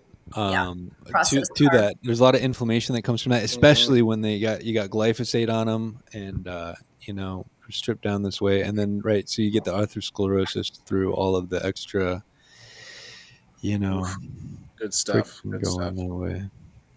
Man, I tell you, I love how this conversation went because we turned immigration into a health conversation because it is. Because looking at the way that our world is connected now, like it or not, you can across the world in a matter of hours, not days, not months, and everything's smaller now because of that. Everything is just more connected, and I think if you want to have a country, you got to have borders. If you have borders, you need to have enforcement. And that part, I think everybody is down with. What people are freaking out about from the left is like, oh, everyone's in fear. And I've heard people say, you're separating them from their families. I'm like, well, and I've heard this isn't my argument, but I've heard this before. And it's like, what happens if I do something illegal and I go to jail? Am I not being separated from my family? Like that's literally what you do when somebody has done something against whatever the law. But yeah, I think it's changing, but we kind of snapped back this year because the vote for Trump was more or less a what do they call it? Not a mandate maybe. No, he didn't have from a the mandate. people. Yes, he did. He had a majority or a popular Yeah, vote. that's not a mandate. A mandate is like a landslide kind of a thing. He Well, didn't have a popular vote. landslide. He got the popular vote and he got the Got both electoral votes. college vote. That's not a mandate. A lot of people are saying it's a mandate. As a political scientist, that is not a mandate. That's not what you consider As a a political scientist, tell me the exact number percentage it has to be for a landslide or for a mandate. Then, if you're saying it has to be a landslide, what's that? It's where like, Plurality, a majority. yeah, it's like a huge, I don't know That'd that be there's an exact like percentage, but a well. Then you can landslide. interpret it as you want.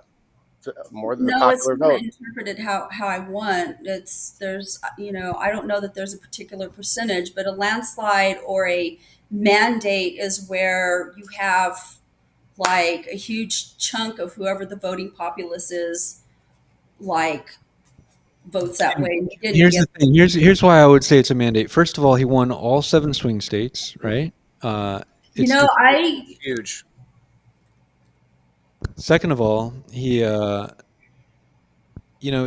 win the popular vote, and that's hard for a Republican, right? That hasn't happened in 20, 30 years. It hasn't happened in a long, long time. So once in a generation, you could say. I don't know if that's not a mandate to you. I don't know what is, but It and wasn't a mandate because, and let me tell you why, because the Democratic Party did not have a candidate, a strong enough candidate, and a lot of people voted out of fear of what was presented to them. So I don't want to get see into that. that. I don't take it like, oh, hey, everybody loved Trump. It's like, no, they don't want Democrats in our classrooms telling our kids they can choose their gender. That's child abuse. I think that was a big part of it. Yeah, the mandate doesn't mean I love Trump. The mandate was that enough people rose up for certain things. Not a lot of people get this wrong. They think that that people who voted for Trump just love Trump.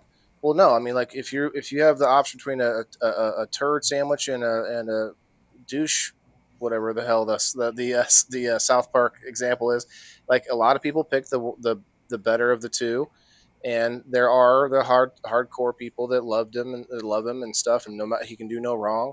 But there's a lot of people that are there's like turmoil in the MAGA movement because people are not uh, uh, what's the term where everybody votes the same way. People in the MAGA movement are not just like drones doing what they're told. Um, maybe like there's a lot of disagreement in there, especially like with Israel and other things in that movement. And that's another thing altogether as far as immigration goes. Like we look at countries in the world where look at Palestine, like there's like it's like an insolvable situation, whether no matter which way you line up on it, it's just like insane. Like it's a place, but it's not a country. It's just it's a place. Like it's such a confusing thing for people like outside of there. And real quickly though, we just lost a couple. And all right, I'll wait. But guys, make sure you hit the like button on the Rumble and the locals if you want to get in on the door prize. We'll be doing that here in a little bit. Johnny, man, thanks a lot for coming. I definitely think this is a worthwhile conversation because it's hot on people's minds right now. Like I think. So I think one of the things that I really wanted to talk about related to immigration was this birthright citizenship thing. Yeah, I don't believe I in have it a too much. real problem with that. I remember when I was a kid, there was and I don't remember what TV show it was. It might have been like just one of those movies that they used to have movies that would come on. It wasn't a show. I think it was more like a made for TV movie kind of. Matinee or maybe okay, Lifetime original movies. Yeah, well, Lifetime wasn't around back then. But anyway, I don't remember what the movie exactly. I don't remember the name of the movie, and I don't remember all of it. But I remember that it was about this lady, and she was crossing the border in Juarez, which is right over here by very close to where I live. And this lady was crossing the border. She was pregnant, and right after she crossed the border, like she gave birth to the baby, and she was like so happy and relieved because her baby was born in the United States. It's a And it's a ticket. It's a ticket to. yeah, and that was back in the early 70s when I saw this. It was probably, well, maybe about the mid 70s. And, so this has been like a thing for a long, long time. And I just, I don't know. I have a problem with that. I have a problem with people doing stuff like that. But at the same time, like the whole DACA kids, the whole issue with the DACA kids, you know, um, we have a lot of DACA kids down here where I'm at, and those kids are essentially Americans. They don't know anything different. So I think my personal opinion is they should leave the DACA kids alone and just let them have citizenship. But this fucking people coming over here popping out kids just so they can, I don't know that I dig that. I agree. I think a majority of Americans believe that there's a bunch of people here now. Yes, maybe get rid of the as many of the really you know higher crime committing people. I guess get rid of them if you can. But I think most Americans. You guys tell me what you think. What's up, King Neb in the house? Most Americans think that from here on out, like you have to stop it at some point, right? So maybe to Kim's point, okay, maybe those kids, maybe they get a pass, but no more, right? Like maybe we could stop it at whatever point, if that's what we're saying, that maybe we don't like the birthright citizenship. I mean, not everyone maybe has that opinion, but I think most Americans agree that we should figure some way out to deal with the people that have been here for 20 years working, and I don't think that they necessarily contribute as much as some people think that they do, and there's an argument behind that, but I think that if they've been here for 20 years, they're not committing crimes, they're working and living a normal life. That to me, I feel like is a lot more acceptable to, like, say, figure out a pathway. Although when you talk to real legal immigrants, they a lot of times are very upset about this because of how much time and effort they had to go through to get here. Yeah. So that's a catch-22. But I think some of them can even get behind this. The DACA kids, it's not their fault. They're kind of used as these chips, these bargaining chips, and they're here now. Okay, just deal with that, but then maybe just don't let it happen in the future. I don't know. King Neb, what's up, man? We got about a half hour left, so let's hear from you before we get going, man. You're muted, brother. Is that better? Yes. How y'all doing, man? Good evening. Good, man. You got a hole in your lip, man? Yeah, right. I was like, yes. No, I'm good, man. It don't have to be about me. I just came to time, and I didn't realize what time it was, so I had to hurry up. I know you guys All got good. Like 10 o'clock. We Said just want something to about hear from you. immigration. We've been arguing for an hour, so I want to hear the news. Oh, you mean you're not arguing, you're debating. Yeah, I know. I'm just making fun about it because I know. definitely. But at the end of the day, we love the conversation. What's up, Johnny? Yeah. Fresh blood, fresh blood. Yeah, Welcome. yeah. I love the chair. We gotta get Green Throne, man. What do you got for us? Well, as far as the immigration is concerned, I think those who've been here for a while, they paid the price. They've been paying the taxes and things like that, so they should get relieved or not even worried about that. But I hear where you're coming from too, Waylon, about those who are just getting here, or they work so Legal hard. ones, right? Legal ones, right? Because there's a lot of them here from the early. It costs a lot of money, 40s. a lot of hoops they got to jump through, right? Yeah, they should have been fixed this problem. This problem has been since Carter? Oh no, before Carter. Before Carter, maybe. right? It's probably a thing that all countries deal with ever since countries were countries, right? You know what bothers me is Kim. about like this immigration issue related to our government is,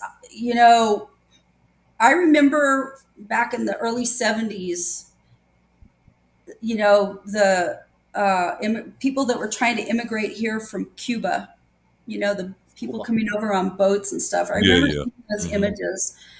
And, and I remember even as a small child listening to what was going on around me with the adults, complaining about our broken immigration system. And, and this was, and that's what, 50 years ago, at least, right? That they've complained and they've known that this is an issue, and it's reared its ugly head periodically over that period of time. Yeah, every 4 years in the presidential race. Yeah, all the time, basically. Sorry, go ahead. But here we are with a Republican-controlled. Here we are with a president who's a Republican, a democratically controlled Congress, and a democratically controlled Senate, and they aren't fucking doing a damn thing to fix the immigration laws. Now, there's a phrase. What the fuck is that about? I'd like to know. Inquiring minds want to know here. Have you guys thought about that? Yes, and I think there's a phrase that goes with this. It's it's a bug by man, I can't think of the phrase. It's essentially on purpose or by accident, but there's a phrase for it. Like, is it by design or by I can't think of the phrase, damn it.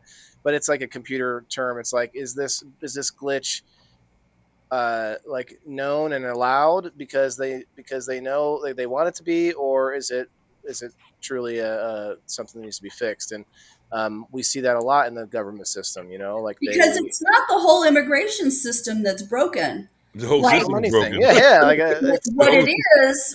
the problem is the part of the immigration system that's problematic is the refugee stuff, because that's what all asylum of these seekers, are doing. is Mhm. that they're trying to claim refugee status. And Asylum that's what's seeking, been which is that different, Kim? Refugee and asylum? Those are different things, right? asylum. I think they're similar. I don't know. They're similar, but they're not the same thing. They're split hairs. It's different. Asylum They're seekers, shades right? Oh, different. I don't like it in my country because I feel unsafe, so I can be an asylum seeker. People exploited it. I think originally that was probably a good thing to have, and then But people you know started that this exploiting it. problem is going to rear its ugly head the minute that Congress is not, Flips, yeah, and it's flips. like, why are they not fixing this problem? Because they're two birds, same or two wings, same bird. I think the MAGA movement is going to become its own party eventually and become not Republican at all because there's too many rhinos and people in the Republican Party that are part of the same bird, part of the uniparty. Waylon, I might agree with that, but to me, MAGA would be like Massey. It would be like Ron Paul, and Trump's going after Massey. Trump is Yeah, supporting okay. people like Lindsey Graham. All these rhinos you're talking about, Trump always ends up like not really going after them. So I don't know, like. Mm, he's been infiltrated. Maybe the people itself definitely don't like that. I think at least, as long as he doesn't have Mitch McConnell in there, I think that's Kim's favorite Republican. She said one time, "You told me one time Mitch McConnell." I was like, "What?" Stitch What? Mitch. The turtle. Kid said, The "What?" turtle. It's a turtle. I was questioning you one time, and I That was would like, be my "Name." favorite.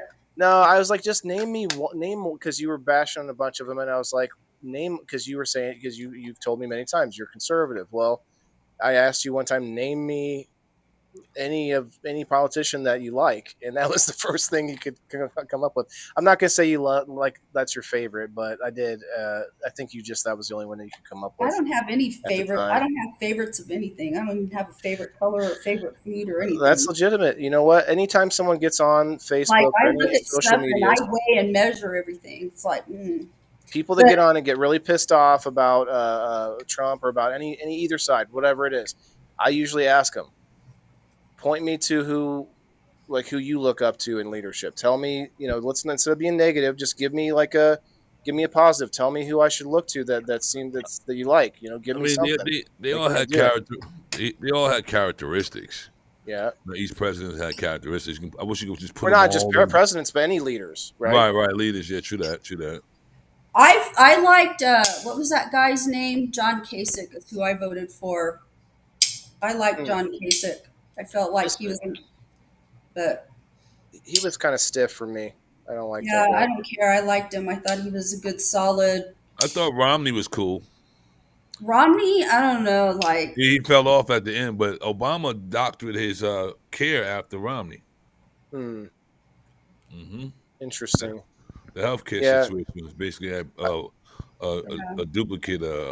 What you call that? Just a duplicate of it, basically. Right. Similar Yeah. similarities. So well, a lot of those ideas have been recycled for a long time. I remember I used to do. that's why we're debates. collapsing. I used to do public debates, and a lot of these ideas are stuff that we were debating about in the early '90s when I did debates. Hmm So There's not a good way to clear the slate. So think about our country. I talked about this earlier, and I just keep coming back to this, where we just stack up hundreds and hundreds, thousands and thousands of pages of bills and laws, right? No person in this country knows every law, even lawyers. No one can, because there's too many, and there's so many that are irrelevant. And I think that at a certain point, that stack gets so high in any country, and then it topples over. Now, it doesn't mean that we won't be here anymore. Look at other countries in the world. Look at France. France fucking killed it. They off with their heads. They killed everybody in charge one time, like at least one. Man. They just killed all of them. And then, but they're still France. It's still there, right? And so the only way that you can really reset things is usually through violence, because politicians, there is zero incentive and maybe not even enough time for them to go through old laws and decide what to take back off the books. Like, no one can do that. Like, who's going to do that? I don't know. Maybe that's You keep making new ones. That's why. yeah. They just just add on top. It's like a dam where they're just band-aiding the hole. Right. taking the band-aids off and fixing it or whatever. I don't know how. Or That's an working example, but together to get it done. You know what I mean? we got him. What's up? I see you, brother. I'm sorry, Joe. You've been commenting a lot on Facebook. I appreciate it, man. But for some, I just can't see those comments as easily. Real quickly, though, guys, I want to read this ad from. Oh, Johnny left. I thought he was going to say bye at least. Oh no, yeah. So anyway, 1775coffee.com. Maybe, yeah. I bet I'm about to too. Locals Yeah, me too. Rumble does that once in a while. But maybe I can get through this ad. 15% off if you use code STUDIO at 1775coffee.com. 1775coffee.com. Now they do still have this deal going on for the starter pack. There's 1,000 of them out there, and there are $170 typically, but you can get it for $99 right now if you go to 1775coffee.com/studio. You get a whole bunch of stuff in there. You get all their different coffees to try. You also get a gold spoon clip to stir it. You got a frother. You got a black 1775 tumbler inside there. And let's see, it's all single origin, small batch, toxic free, and mold free. Plus, you're also getting those items. Let's see, go to 1775coffee.com/studio and grab your starter kit before they're gone. Bold beans, clean fuel, and a morning routine that stands for something just like Rumble does. Start your day with coffee that actually backs what you believe. Let's go. So yeah, you can help support Rumble and also get good coffee at the same time. Nice. All right, and I'm pretty I'm fully transparent about this here, Neb. I made 33 cents on that ad read just now, guys. Let's go. Give me the. Let's go. I don't have my. I don't have any like mine's sounds. No, mine's don't work. No. I can hear it a little bit in the background. All right. It's all a show put on for us. There's one team acting like they're two. Wake up, Pete, please. Okay, Joe. I hear what you're saying. I just said it. I said two wings, same bird. Same bird. I don't look at it I don't look at it in the here and now. I try to pull myself out of this time and like 30,000 foot and look at this. This is a thing that happens with the human condition. Power consolidates, and if we aren't vigilant about it, and that's where I think Kim meant by saying we're lazy. I think lazy is just a simplistic way to say it. I think we were not vigilant about maintaining our own sovereignty over what we put in our bodies, over what we accept with our rule of law. All of these things it's all about us being able to govern ourselves and be able to say, okay, I don't like what's happening here. Look at what happened with America. They were like, well, we don't like what's happening with the king and stuff.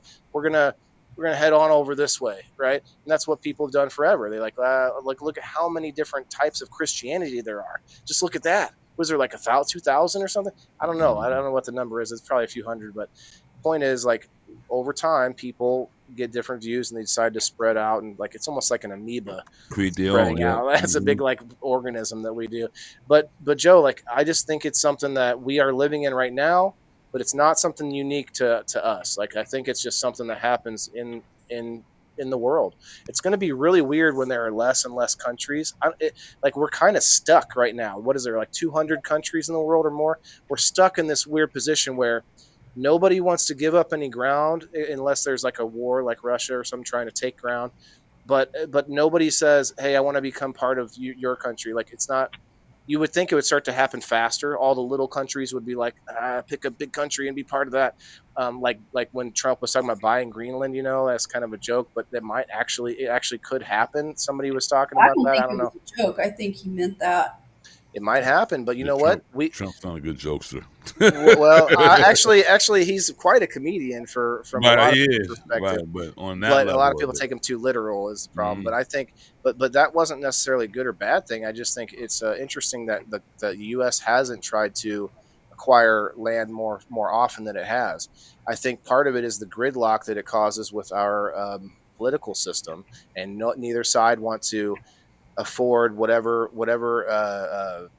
administration the accolades of gaining a new piece of land. Like no one wants to take Puerto Rico and say, okay, the left can have it. Oh, okay, the right can have it. Nobody wants to give that up. Well, That's why Puerto Ricans can't. It's not even that. It's a lot of it is having to be responsible for all the shit that comes with That acquiring too. that Yeah. Who do land. you hire as their Mhm. governor and stuff right Ambassador and away? all Well, that. not just Yeah. that, but you have all the cultural stuff. You inherit It's already American though, the isn't Puerto good. You Rico? inherit the Like, good and the bad with whatever it is you're getting. we basically own we own Puerto Rico, right? Like Well, it's American, but territory. right. So what's the difference of a state and a territory? The only difference is political power of the voting system. And Well, I don't know that Puerto Rico's, they're still responsible for a lot of their own stuff, like financially. Joe has a good point here. Our economy will slow way down and even crash if we don't go to war or have some kind of catastrophe to let them be able to print more money. Or be, I mean, I don't know about the printing of the money, but war can definitely fix the money supply. As in, you can. How do we put this? Wartime is a lot different than peacetime because of the power difference that the government has, and But so. sometimes it takes war for peace. Right. No, I don't disagree. I think Mhm. we have to have a big stick and just to be able to speak softly. Mhm. America has to have a big army, a big military in order to be the nice guy. You can't be the nice guy otherwise. Like you Right. like Canada and other countries that are nice, they can only do that because of us. Now, Mhm. I don't. I think it sounds a little arrogant. But I'm sure they have. They do some things themselves, right? But for the most part, this sort of like gridlock that's happening in the world. There are all these little skirmishes. The big countries are fighting through little countries. Russia, being the biggest country that's been in war recently, is the kind of the outlier because I think that bubbled up over time, and you have this border dispute. Which look at our border, but then look at their border. Russia used to be the USSR and the Soviet Union. They used to own that territory, so that would be really weird. It would be like California turning to Mexico and becoming Mexican, and then the U.S. eventually trying to get that land back or whatever. You're like the back and forth of the countries over the years in Europe and everywhere. America's so unique because we've kind of largely been untouched by all that. Like it's not like Canada and Mexico fight us like for more land. Canada did once come down and burn the White House. Well, we fought Mexico to get their land. Yeah, but that was racism is before popping. Canada burned the White House. Mm. I think it might not. I'm not sure which one came first, but I know that was like back in more than 100 years ago. So it's been a long time since we've tried to mess with that. Now there's crazy things happening. This was it was like 10 years ago when Greece started collapsing economically. They're still a country.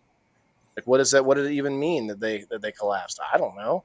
Maybe they just don't have very good economics there now. I have no idea. Like, can you I think still the travel to Greece? trading has a Yeah, lot to do with it. Yeah, it helps the imports and economy. exports. Yeah. Yeah, import and exports. Yeah. Well, that's another thing altogether is the tariffs and stuff causing that actually affects immigration too. Well, Because now, we took Mexico. We fought Mexico around the mid 1800s because the Treaty of Guadalupe Hidalgo was in 1848, and the war with Mexico, I don't remember the name of that war, but it was War of not too long. 1882, I think. Huh? Was it the War of 1882? Maybe I'm wrong about that. No, the war where we took Mexico. No, it was around the time of Guadalupe Hidalgo. All right, guys.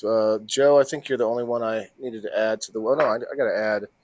I add the people who come on the screen too. I wouldn't say the Democrats try to make everyone be against each other. I think it's both parties. They both Yep. need to start Yeah. working together. I don't blame one side or the other. If you have an independent mind and you think for yourself, like one side, they both need to work together, get things Yeah. done. Do you agree that it's probably not okay? I don't know if I shouldn't say do you agree, but let me just say this: the two-party system. I Sucks. think I think it sucks, but I also don't see a way around it because most people we have two halves of our brain, and most people sort of lean one way or the other. a little left or bit. right. And I Left think or right. that's where, yeah, and I think that's where we end up with that the harder divide. Now, within the left and the right, you have these like different factions and different beliefs, but I think that has to do with our brain. You know, you have the logic and the emotion, and we all have that balance between the two, and everybody has a different amount of each. And I don't know. I think I just look at it in percentages. Like we have more people, you're going to have more good people, more bad people, more weird people, more beautiful people. Like you're going to have a higher amount of everybody as the population goes up, but it's still the same percentage. Right. I don't know. I'm I rambling. mean, they had back in I think about 100 years or so. They had more parties than 2 or 3. They had almost over 100 parties at one point. People are going to 100 parties. naturally gravitate to one party or to a two. We do have more parties right now. I think we have a bunch, but not. Yeah, but people it are going to still naturally happens. gravitate. Mhm. I think so. I think there's not really a way around it. I mean, I think that the parties will change, though. I think one party can dissolve while a new one Well, is parties do created. dissolve. That's what happened, during. Hey, Oh, that's what happened. She's telling the cat something because the cat got too close to her food bag. She's like, "Get away from my food bag." Yeah, that's political parties have because the first political. Well, I don't know. I can't remember the history of political parties, but I know that the Democrats back during just prior to the Civil War, or at the beginning of the Civil War, whatever, 1828. they were the conservative party. The Democrats were, and you believe in the big switch theory? I know it's a fact. I've Not studied true. that. No, okay, well, I'm not going to argue with Let's you. look it up. Tell me where. No, you don't need to argue, Kim. I keep telling you this on this show. Tell me, give me something to pull up. We don't have to argue about it. What's that? What was the question? It's hard. I'm gonna search it. It's hard to do that because I read so many books and journal articles and research, and I don't have any one particular thing that I can pull up because I wasn't educated by going to the internet. I was educated by sitting in classes and reading a lot of books. So if you want the knowledge that I have, you're going to have to go back and you're going to have to replicate what I did. Okay, well, but I'm here to tell you that it's been debunked. I'm here to tell you that There you go. the only Republicans that did not oh my God, what's the word I'm looking for? That didn't leave the Democratic Party were the Southern Democrats, which is what my family were, Southern Democrats. The Southern Democrats were the holdout Republicans that stuck with the Democratic Party. They were predominantly Southerners, and they were fucking conservative as all hell. Okay, real quick, Diane, are you here? We got Diane on the door prize. I can respin it if you're not here, Diane. Congratulations, Diane. Congrats. Are you here? Are you here? I do want to get into this because there is the New Deal, civil rights, okay, Southern strategy and realignment. It's often cited deliberate Republican effort to appeal to white Southern voters by emphasizing states' rights, law and order, and opposition to federal overreach. All right, there's a lot here. Modern era evidence supporting the theory, counter arguments. Okay, electoral maps before 1960, Southern states consistently voted Democrat in presidential elections since the 1970s. I see Diane. Okay, cool. And Neb, you're in the private chat. You gotta. I'm sorry. Oh, okay. Never mind. I won't do it again. Cool. No, you all you have to do is switch it to Rumble, and you'll be able to. You can copy those and paste them back in there if you want. Gotcha. See, congressional shifts. Like George Wallace often supported segregation until 1960s. Many, like Strom Thurmond, switched to the Republican Party. So that's one example of Strom Thurmond switching, but there's not too many other examples of Republican switching. By the 1990s, most Southern congressional seats. I'm telling you that when it comes to when it came to voting, and Southern Democrats voted Republican. Just let it pass. They might have been registered as Democrats, but I'm telling you, some because I studied that shit. yeah, some Republicans voted Democrat this run around. Yeah, so. that happens all the time. But back in those days, I'm telling you, like between the time of the Civil War, for at least the Civil War through until probably the last 20 years, look up Southern Democrats. I'm reading about it right now. It's on the screen. Oh, I don't know. I can't see. It's too little, but Okay, let me see. Southern Democrats are like a phenomena. We're considered a phenomena in the back then. We're considered a phenomena in the when it came to when you looked at voting behavior. Because I used to spend a lot of time around people that ran statistics and stuff on voting and voter outcomes and stuff like that. And Southern Democrats, they didn't have the same voting behaviors that say Democrats, any other segment of the Democratic Party had. Which is not a complete switch, which is what it says right here. Not a complete switch. The parties didn't fully swap ideologies. Republicans remained pro-business and anti-big government, consistent with their 19th century roots. Democrats' economic progressivism predates the civil rights era. Gradual realignment. The shift took decades, not a single moment. Southern Democrats didn't vanish overnight. Some remained influential into the 1990s. Bill Clinton. Think about the connection that Joe Biden had with that Ku Klux Klan guy, the Klansman. Yeah, what's his name? Dave Dukes. Yeah. Regional and class factors. The South's economic growth, urbanized, and the cultural conservatism also drove the shift. Okay, not just race. Republicans gained among middle class and religious voters, not just what is this? Segregationists. Oh, geez, I almost read something else. Civil rights support. Both parties had mixed records. Northern Republicans often supported civil rights, e.g. Everett Durkin helped pass the 1964 Act. Some Democrats opposed it into the 1980s. Southern strategy debate. Some historians argue Southern strategy was less about race and more about broad conservative values. Nixon, for example, supported affirmative action, complicating the narrative. X platform sentiment. Recent posts on X reflect polarized views. Some users call the party switch a myth, claiming Democrats remain the party of racial control via welfare policies, which I agree with, while others cite the Southern strategy as undeniable evidence of Republican racial dog whistling.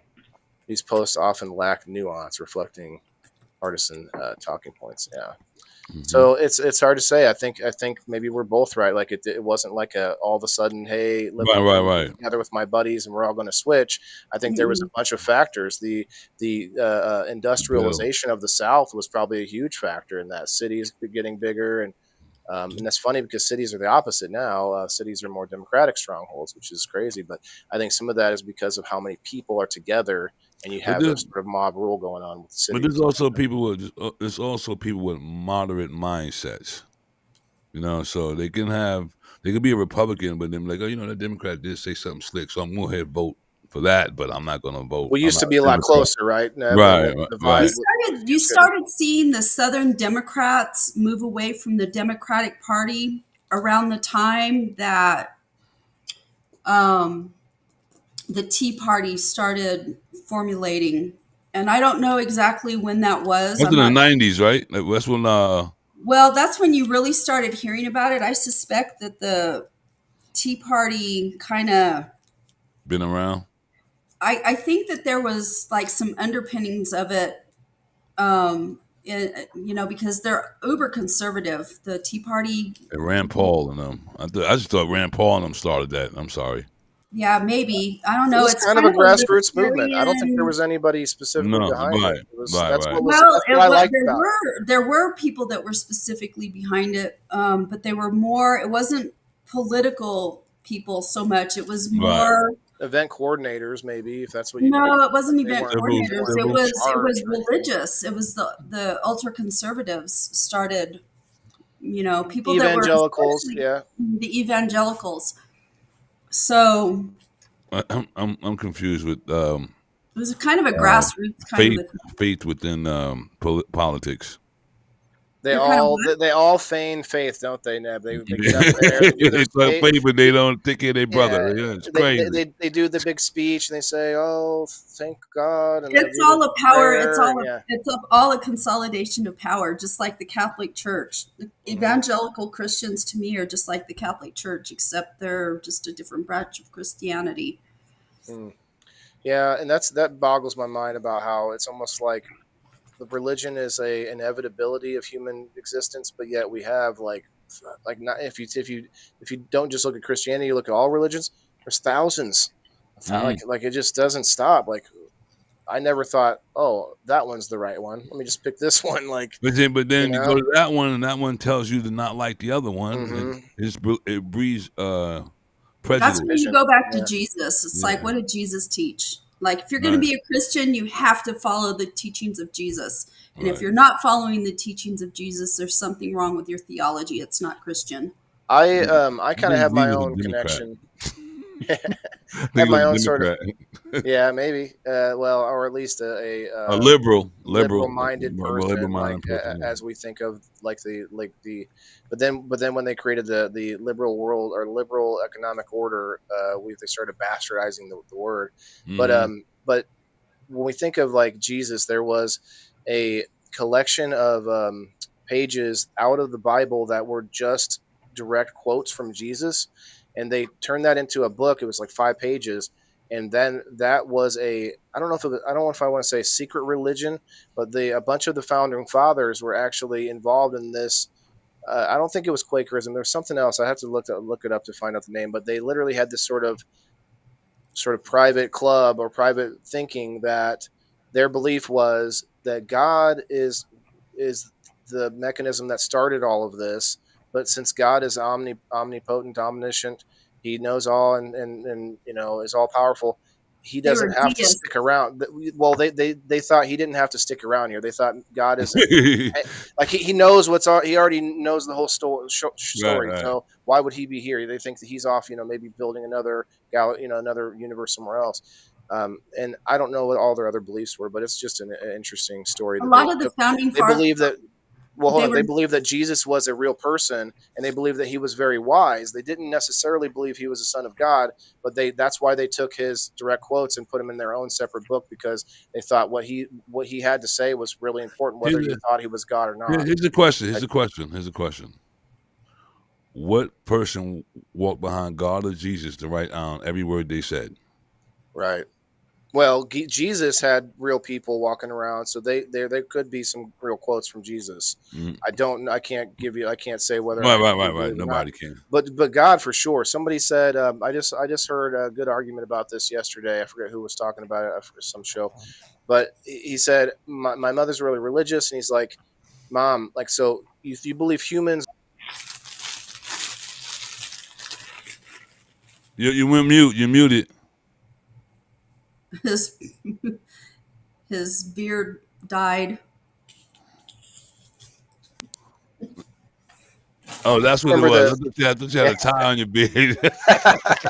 Now, so the thing is, humans are imperfect, right? Humans are flawed. Of course. And if humans wrote the word of God, can't we assume that that's probably flawed too? To your point, Of Neb, like, course, yeah. Of how course. can we believe that's like the direct? We can maybe get the vibe, but I don't. I don't know. I never thought that you should take a whole lot of stock in books that were written by man if you're trying to think of something that we couldn't even fathom. Absolutely. So I personally have my own relationship with God. I actually, it's strange because I feel it, and I have this like calling, this whole vision that I have. But at the same time, when I was young, I went to several different churches, different types. I've been to Baptist church. I've been to, Catholic. I went to this Holy Roller church downtown one time where they're like falling into the aisles and just release the demon. Like I went to one of those churches, bro. It was crazy. But I remember being saved and asking Jesus into my heart and all this, but That's all that I matters. don't feel that connection with Jesus.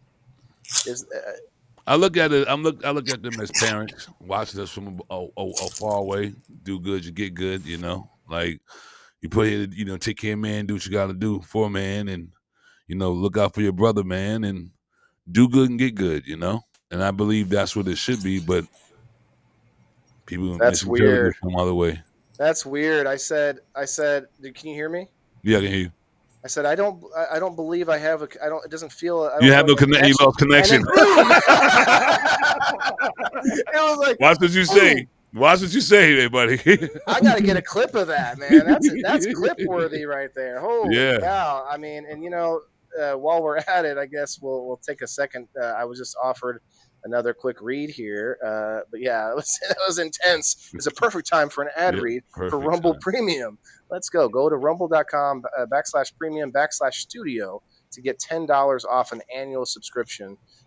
This with Rumble first started in 2013, which makes them pretty young still when you look at infrastructure and everything. And the platform was built for small creators, which it was. I liked some of the stuff they had then.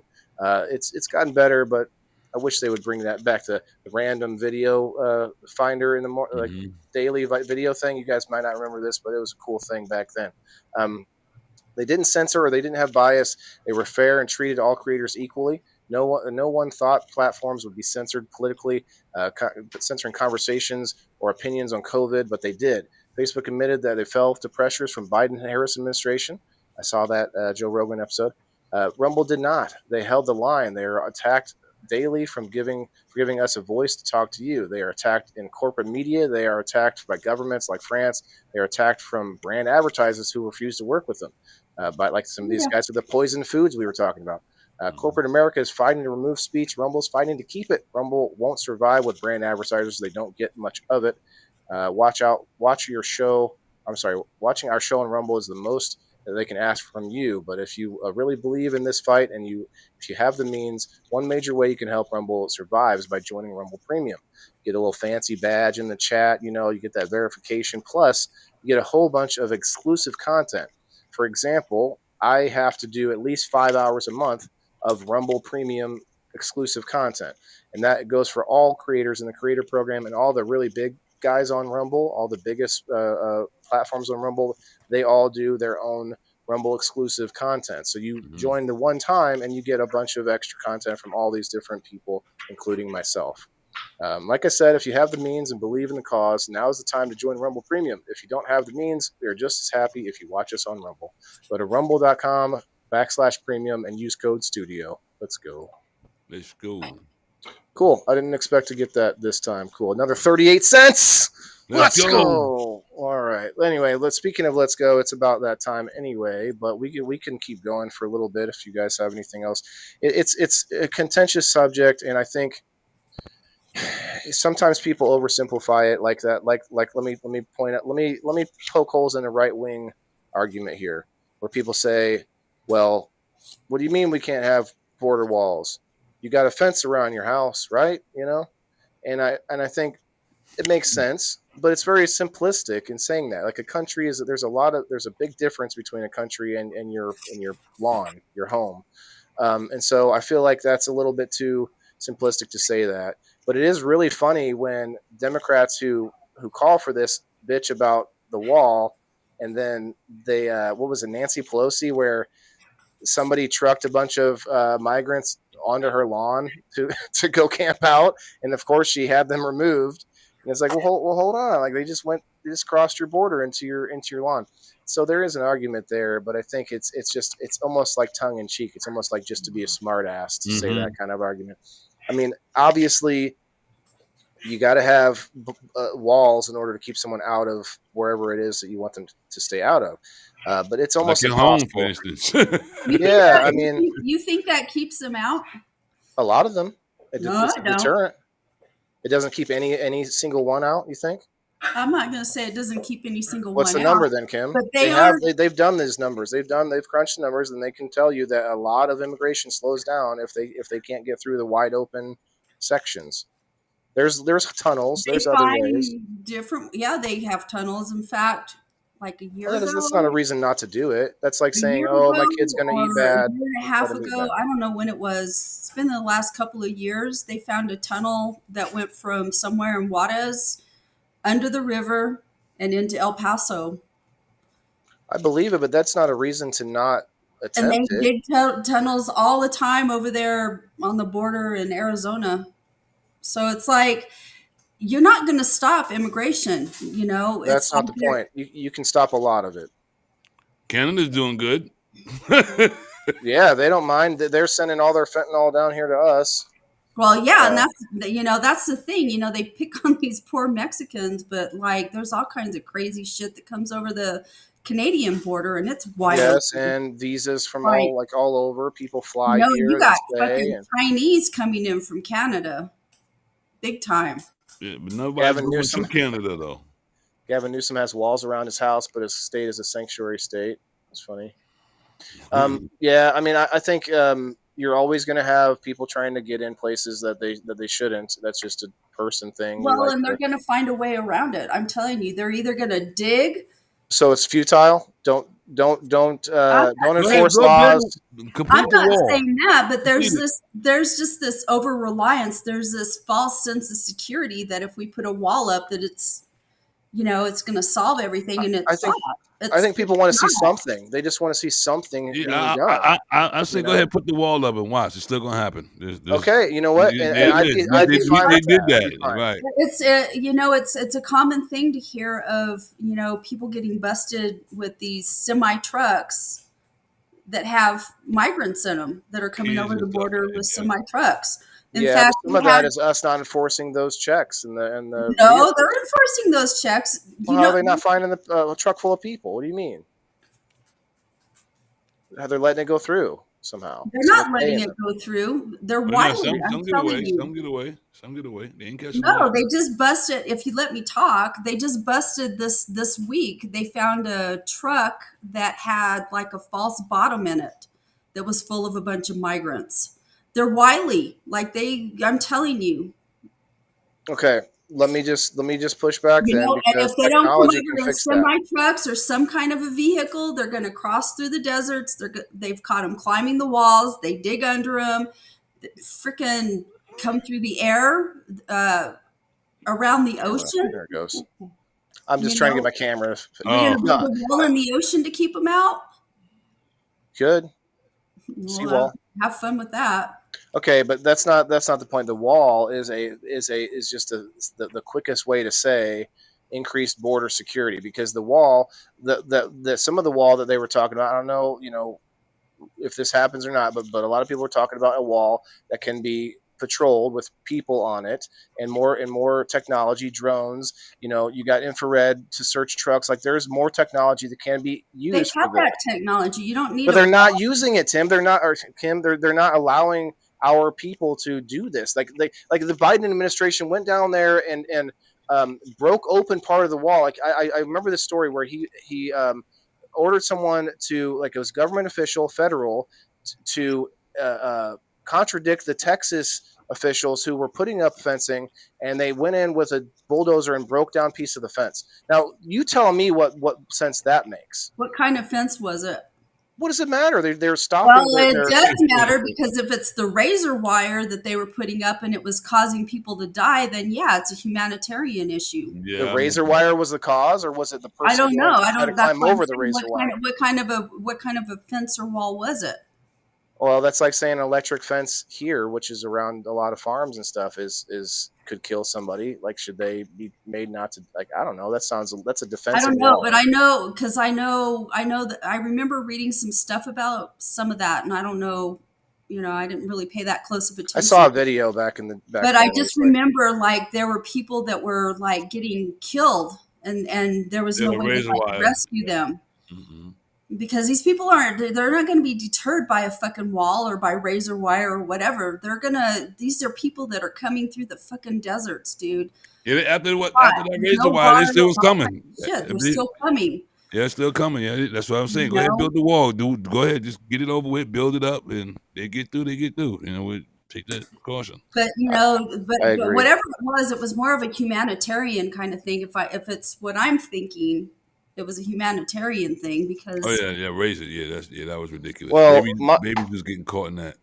yeah. I don't my problem though is that I don't know what he's referring to. I'd need a specific thing on it. yeah, no, I get it. I don't know if it was razor. I think it was just a regular fence, but I'm not sure. But my point is, like, we know that kids are being trafficked in order to exploit loopholes, in order to say, me and my family, I'm here to, even if they're not actually blood related or anything. That's been happening where kids are being trafficked. And so do we want to deter that? Do we want to say, well, some of them might get hurt if we stop them? But the thing is, it's people are going to get hurt when we decide to do something about this, which is happening.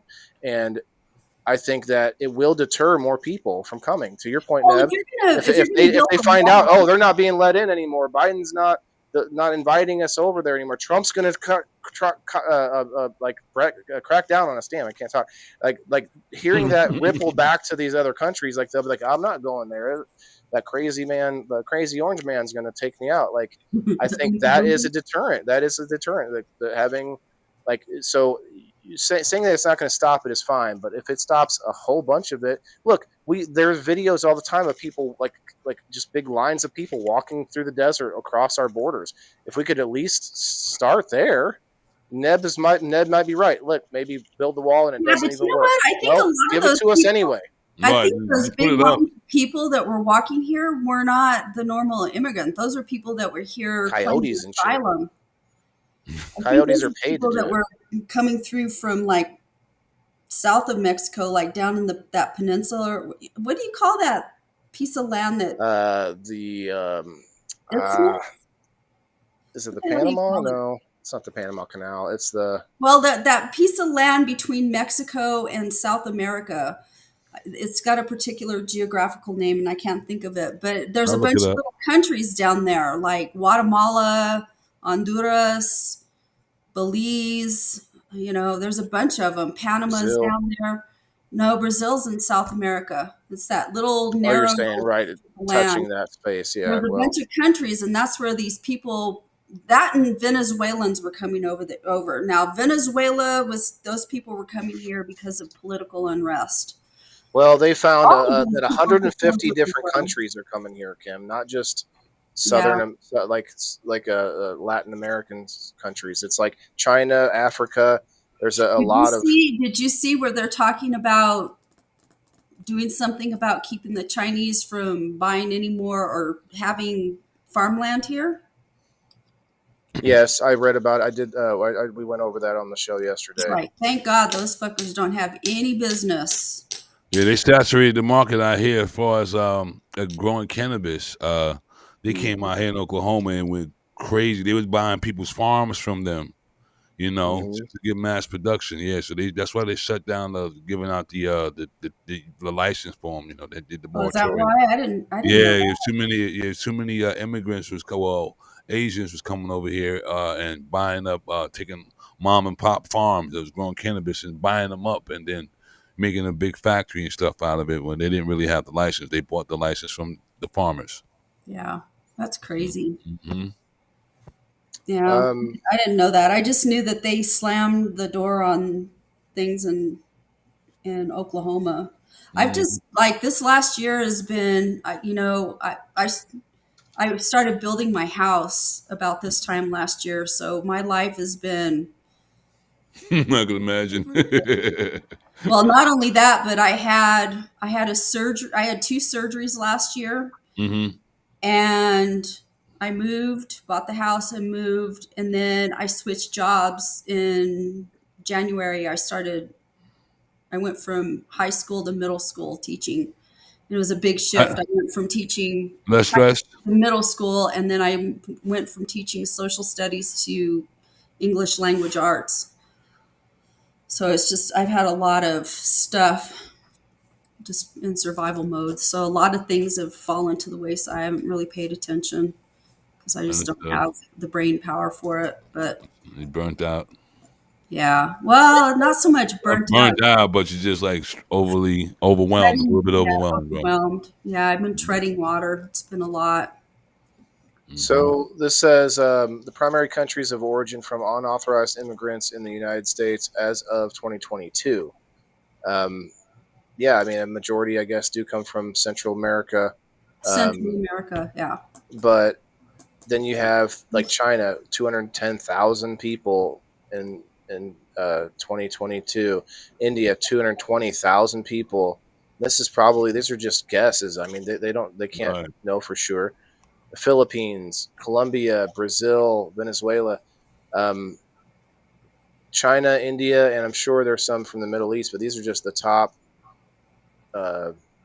10 or something like that. What is it? Top How the hell do people from the Philippines come here unauthorized? people from Africa do too. They're being sold a journey to freedom. Like they pay for this in other countries. They get Philippines, smuggled that's in. 350,000. How the fuck do you get China does the same thing, and they're just being they're some of it at least. Okay, here's the truth of the matter.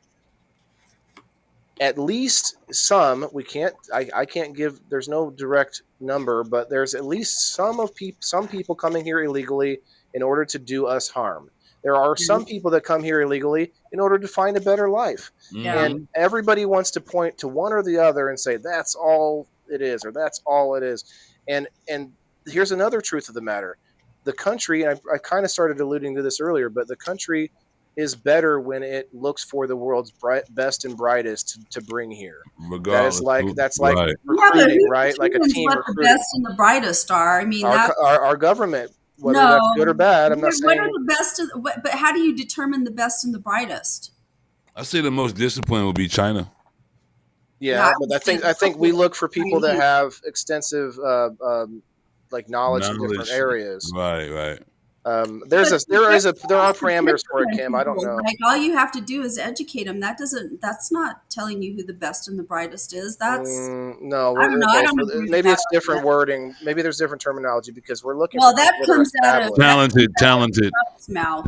Best and the brightest. That's a Right. thing. Trump No, says. maybe, Well, but I think that's what is here. How about this? Let's see. What is the purpose of immigration from a government standpoint? it's like you didn't talk about best and the brightest. They're in Silicon Valley.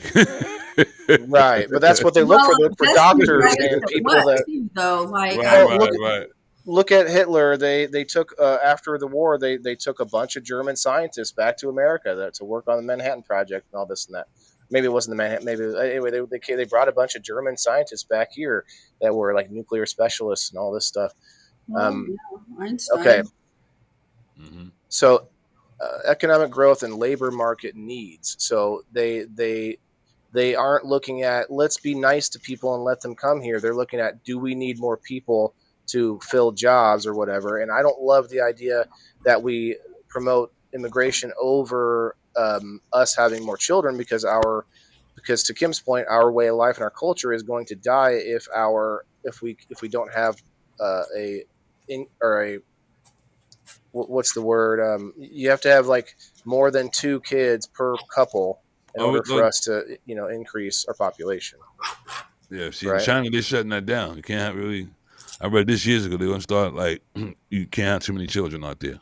They're going to bring it back. They had that before, and now Mhm. because they probably have too many people still. But Mm-hmm. but I think us basically promoting our own people to not have kids through things like abortion and through things like all these crazy issues that we have with social programs, social welfare, incentivizing couples to not be together because you get more money, and then it becomes you have this whole thing where the young single mothers end up relying on the government versus this sort of forced thing between man and woman that used to be the reality, and now you have this ability for us to not even have kids because you can live your whole life with services, and you don't even have to have kids. And so there's this like disincentivization of it. I've heard a lot of people argue like, why do you think we need more kids? We have so many kids that are orphaned, and but that's going to happen regardless. You got to have more kids in order to keep growing your population, which is essentially your culture. I think they need to give a license for parenting. They need to make a bill for licenses for parenting, because everybody, Huh. because you have a kid doesn't Interesting make you a idea. parent. You know what I mean? Like, get a True. license. You want to be a parent? Okay, let me see. You got the skills. You're not on drugs. Okay, you're not abusive. Blah blah blah. I think that's a good point. I've heard this. It's kind of a similar point about voting. Is that people should be should have to have served for a couple of years, whether that's military or something like that, and then you can vote. I don't know if I agree with that or don't agree with it, but it's kind of the theory that came from the movie Starship Troopers. If you were a citizen, you had to be a citizen to vote, and you can't be a citizen unless you serve.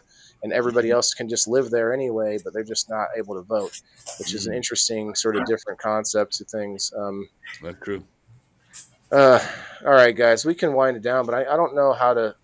I can't think of how to search for the phrase. I'm about to get up out of here, guys. Yeah, we're gonna get going. Wish soon, you guys brother. a good night. Good Have a night. good night, bro. I'll see y'all next week. Guys, go check out King Neb. He goes live. He does So- his thing. He's got his music. He's got a book that he wrote about growing cannabis. Go check. I'm still working on that. I was arguing with Amazon, and it was like, Oh, no, no. it's your fault, man. You gotta space your fonts, and you gotta change the font. I'm like, all this time, so it's just me Got to changing go the back font. through it. Yeah, Wow. go right back to it, and then table of contents was missing, so I gotta go back and do it. So it should be All out right. next week. But I thank Sounds you good, guys. man. You have a good night. Oh yeah. Thanks for too. coming in, man. All right, later. Now, Peace. what are you trying to search?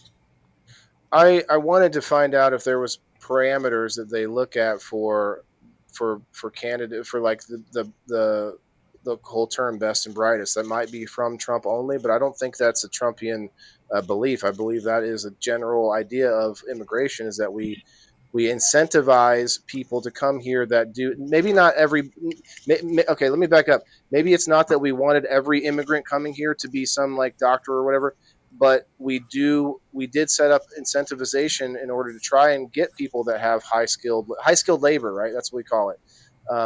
And I think we did do that. I think we try to incentivize that. I actually really like this idea. We didn't even talk about this the whole episode. Have you heard about the gold card? This idea of the gold card? I kind of like it, man. If you're somebody of means, I get that everyone hates rich people, but if you can pay $5 million in order to move somewhere, you most likely are a little bit learned anyway of the world. Most likely you have a little bit more education, maybe. And if you're in a third world country and you got $5 million, you're probably one of the more educated people there. So I think there's a lot of pluses behind it.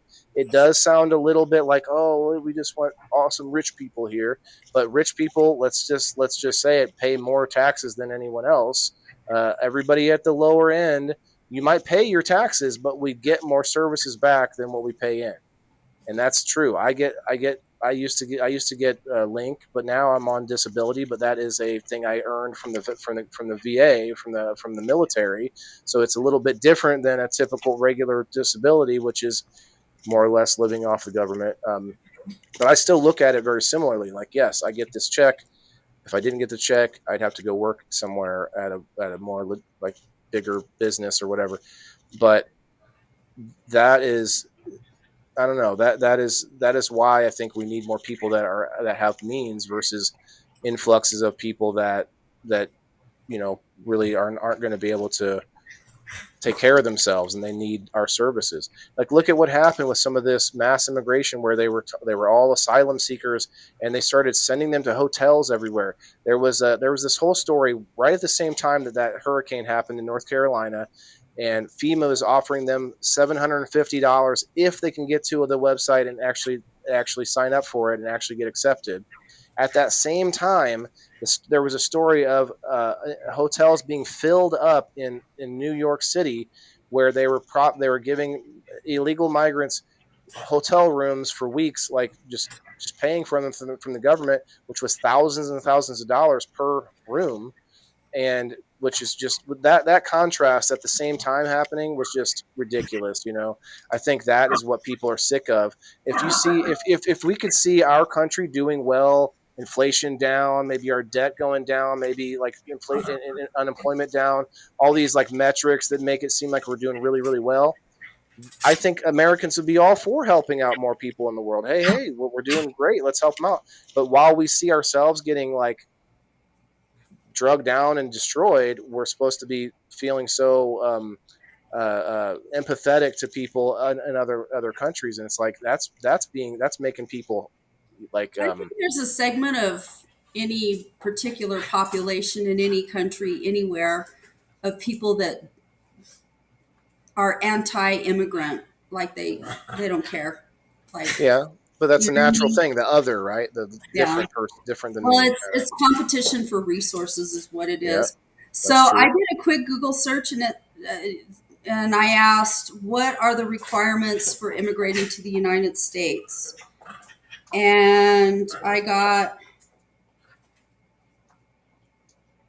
it Probably says, no felony or no criminal history, I'm guessing. to immigrate to the U.S., foreign citizens generally need to be sponsored by a U.S. citizen or lawful permanent resident, relative, or employer. They also need an approved petition to the U.S. Citizenship and Immigration Services and an immigrant visa.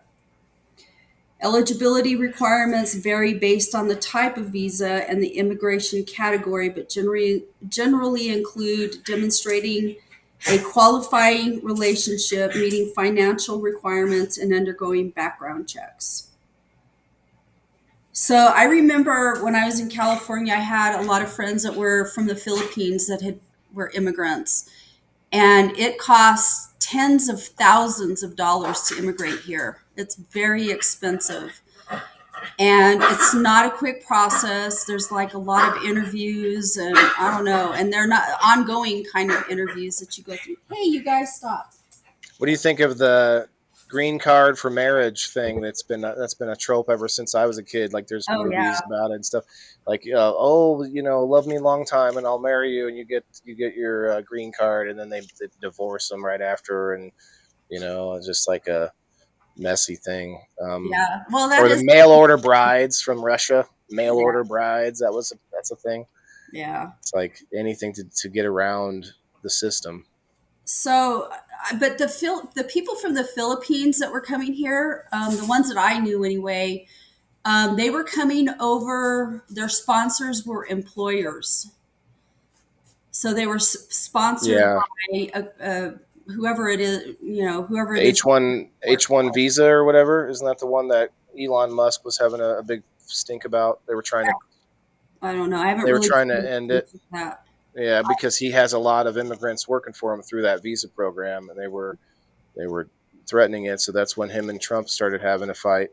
Yeah, was that the Uh, first time or the second time? Because they're I fighting believe again. that was the first time, because that's what initiated. That was right at the same time that he was ending his term at Doge, and that's when he's like, "Well, Trump knew Epstein."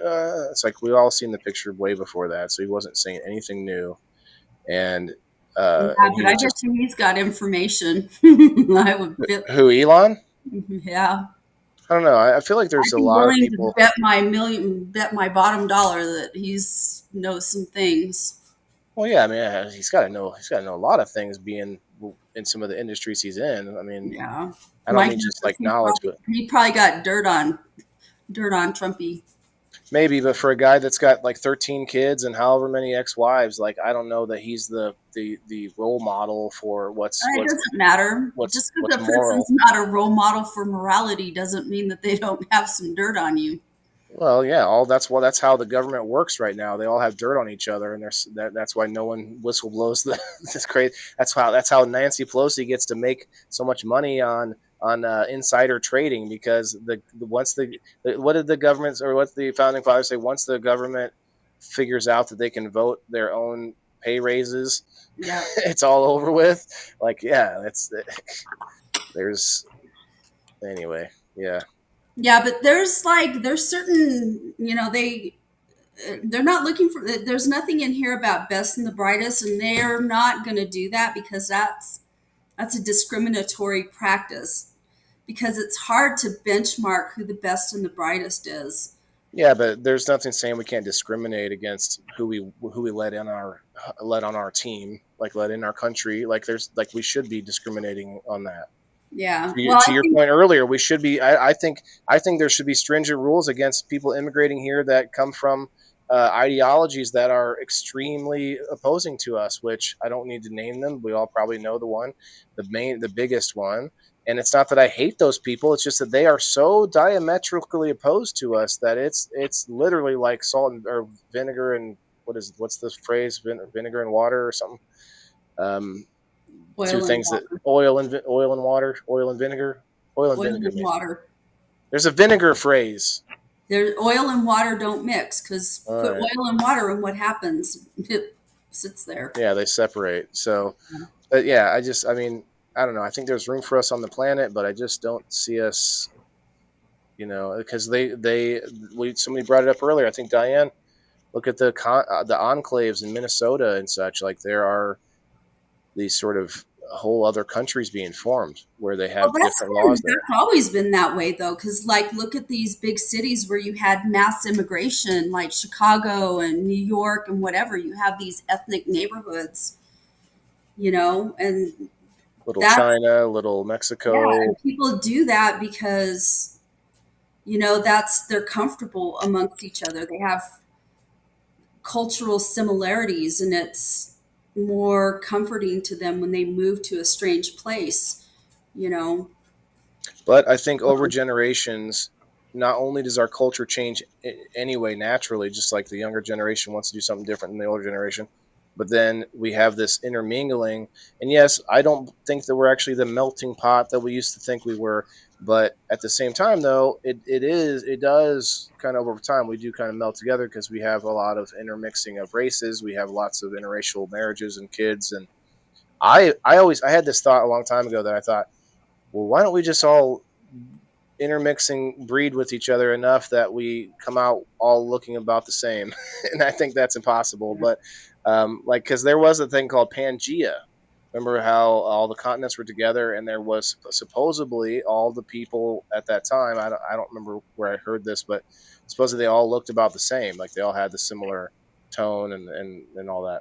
well, I don't think that those were not modern. Those were not modern humans. Those were like early Well, no, it's a long time ago, humans. of course. So they were probably if there were humans at that time, they were probably homogenous. Early humans. Um, so the way that humans over time have been depicted up until like Neanderthals are different. They suspect that Neanderthals are like one of the early forms of the Homo habilis, if I want to remember correctly. I don't know. It's been a long time since I looked at that research, so it could have changed.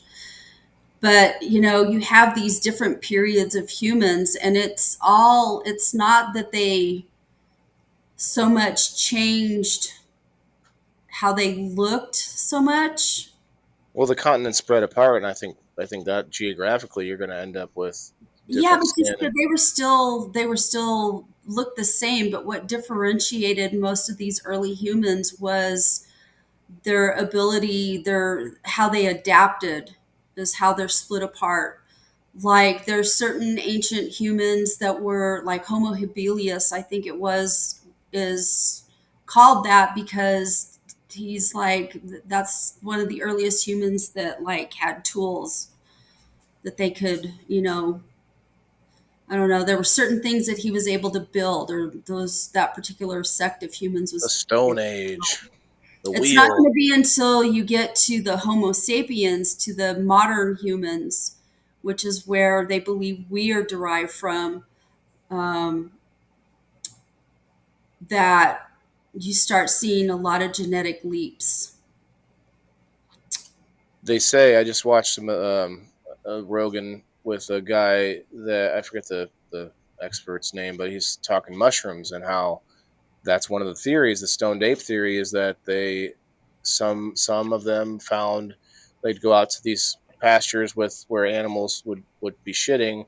They would find mushrooms, and they started experimenting with mushrooms. And this is the theory that psilocybin or psychedelics was able to open their mind into thinking ways they never thought before, doing things that they wouldn't have done before. And it's interesting. That whole episode was interesting because they talked about the connection with mushrooms in our history and some of the stuff that's been deliberately hidden. And there's like a lot of symbology in our religion and stuff like that with mushrooms where that we've actually kind of changed over time. And one thing that Rogan brought up that just blew his mind, the guy didn't even know about it, was you look at the original Halo, the picture with Jesus, and it goes around the back of his head, and it has all these like lines. It literally looks like the underside of a mushroom, and I'm going to see if I can find a picture of it. Yeah, I know what you're talking about. I don't think it has anything to do with mushrooms. I mean, there's a lot of symbology through history, and I think I think it's just the way that painting techniques of the time. A lot of that stuff was pre-Renaissance, and so paintings weren't. There wasn't a lot of realism in a lot of those pre-Renaissance paintings. That period of during the Dark Ages. Okay, I guess I will say I see. I'll have to concede a little bit here because this is not the picture I'm thinking of, but this is how the Halo kind of evolved, it looks like. I don't know what this person's talking about, but that's more like the Halo I'm thinking, but there's lines all around it. Yeah. That's Black Jesus. I like that show. It's funny. Okay. Well, that's the picture, but I'm not seeing it close up enough. That's a actual picture of someone not Jesus. Okay.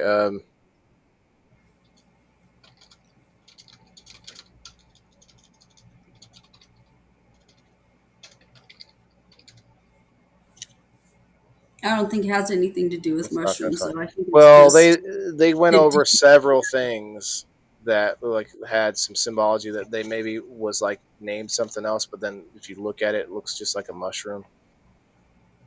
All right, I'm not going to be able to find it here, but let's see if I can find it here.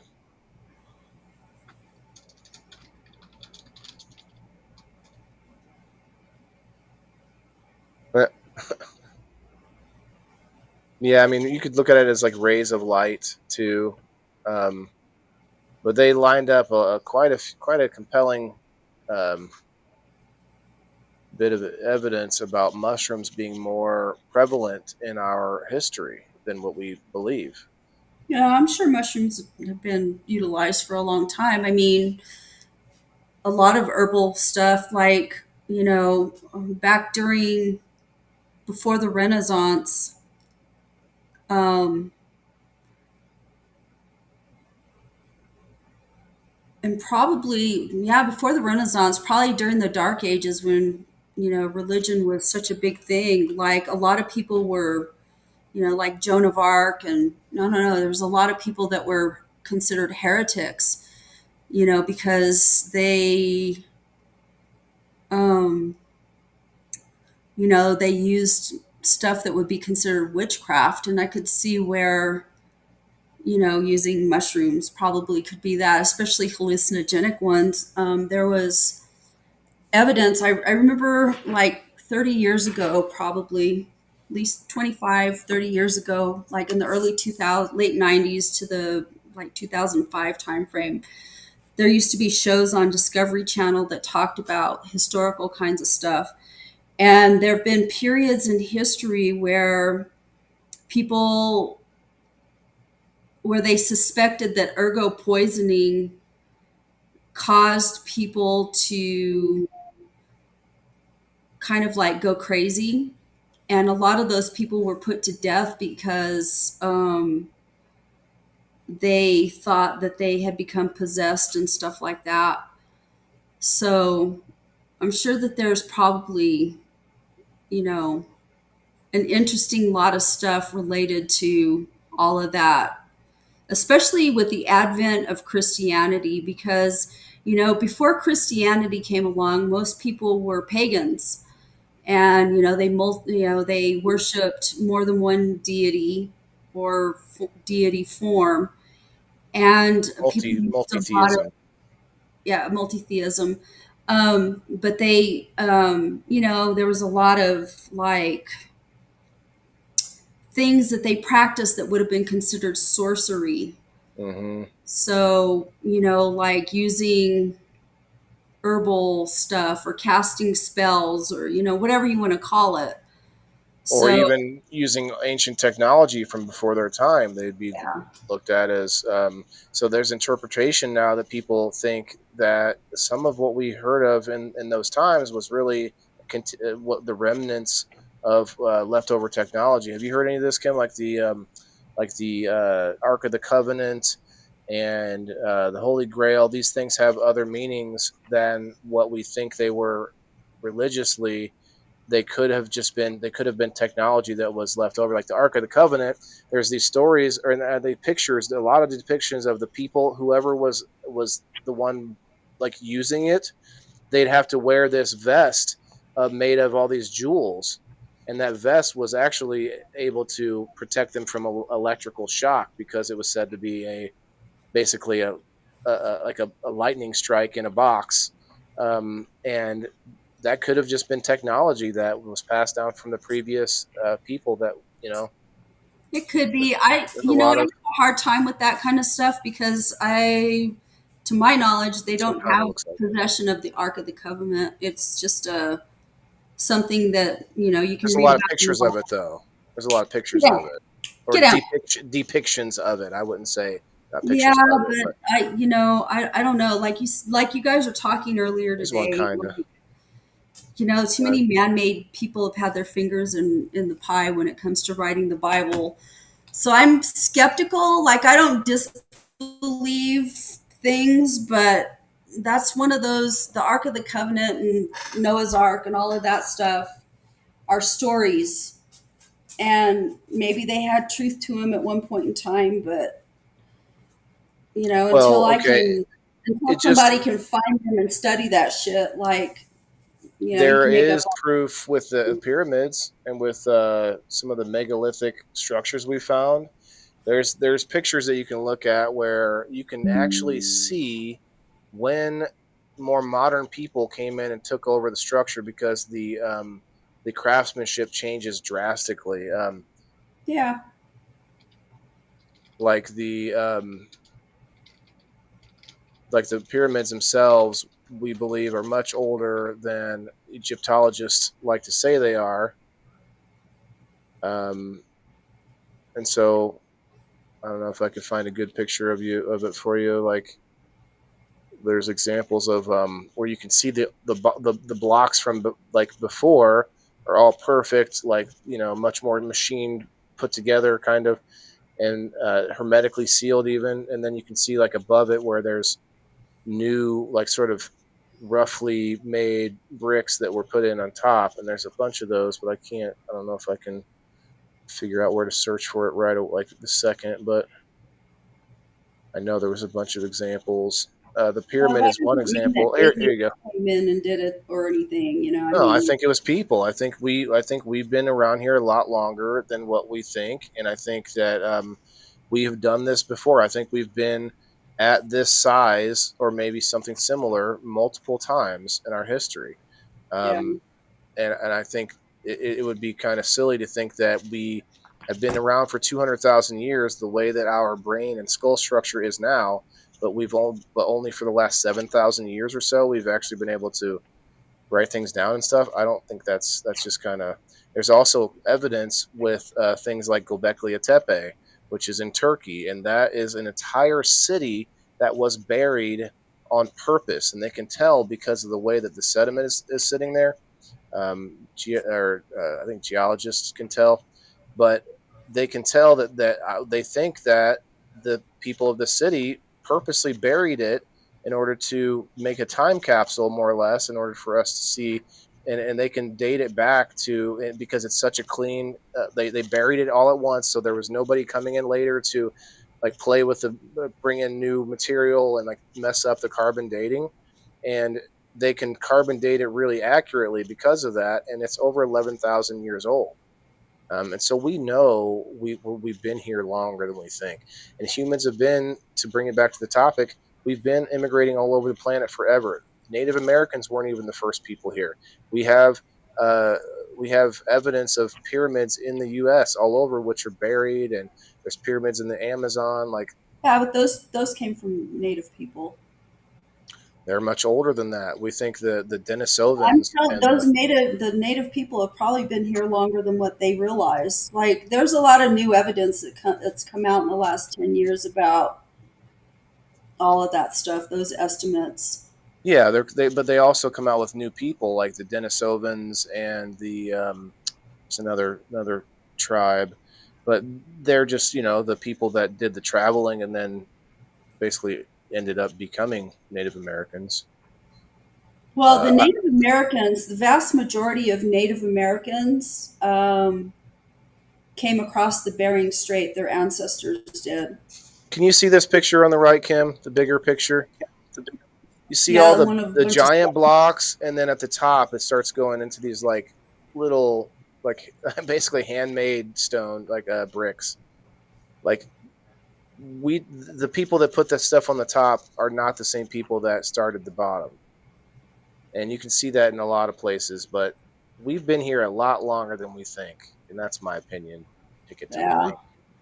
But to your point, there's a lot of evidence coming out. Like we don't think, like the theory of people just hunting the woolly mammoth to death, that is being debunked too. We found whole fields of woolly mammoth bones in I think it's Siberia, where they basically think it was a flash. Like they all died at the same time. Yeah. And there was either a solar flare or a meteor or something.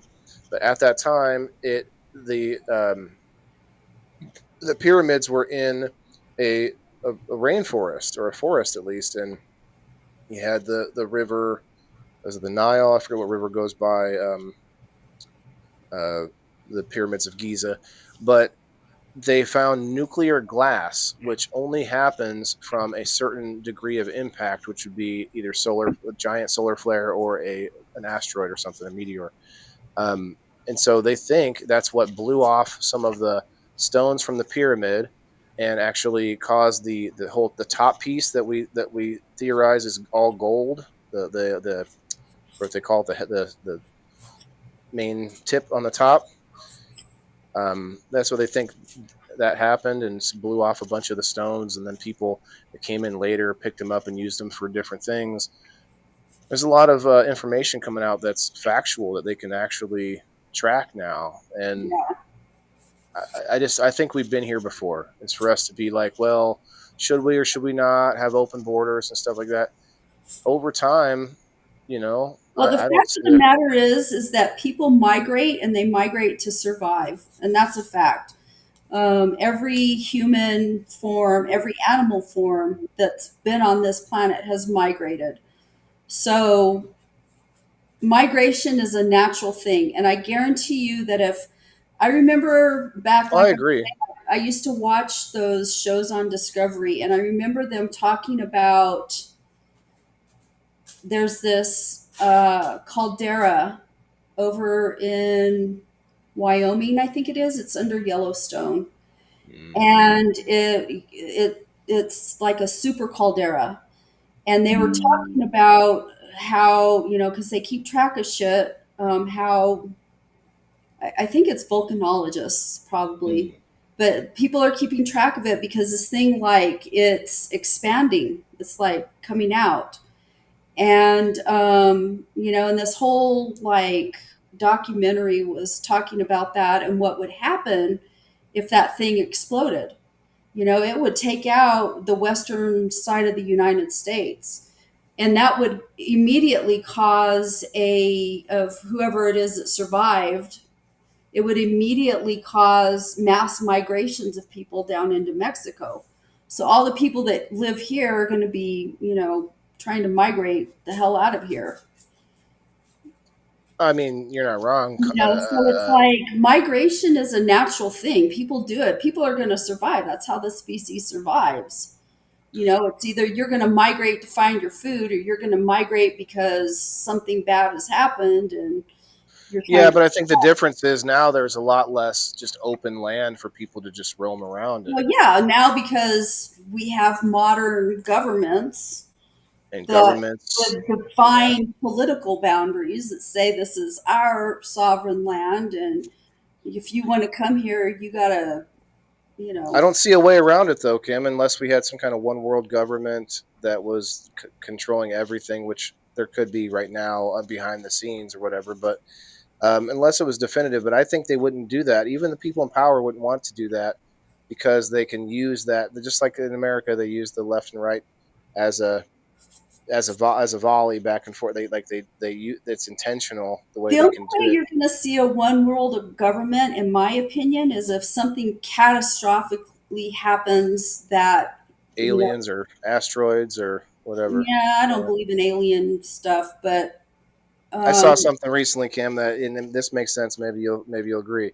If there was intelligent life out there, we most likely wouldn't see them come and hang out, come and like say hi. We would probably see like we're doing. We're sending out robots. We're sending out drones as far because we can't go there yet. So we're sending out.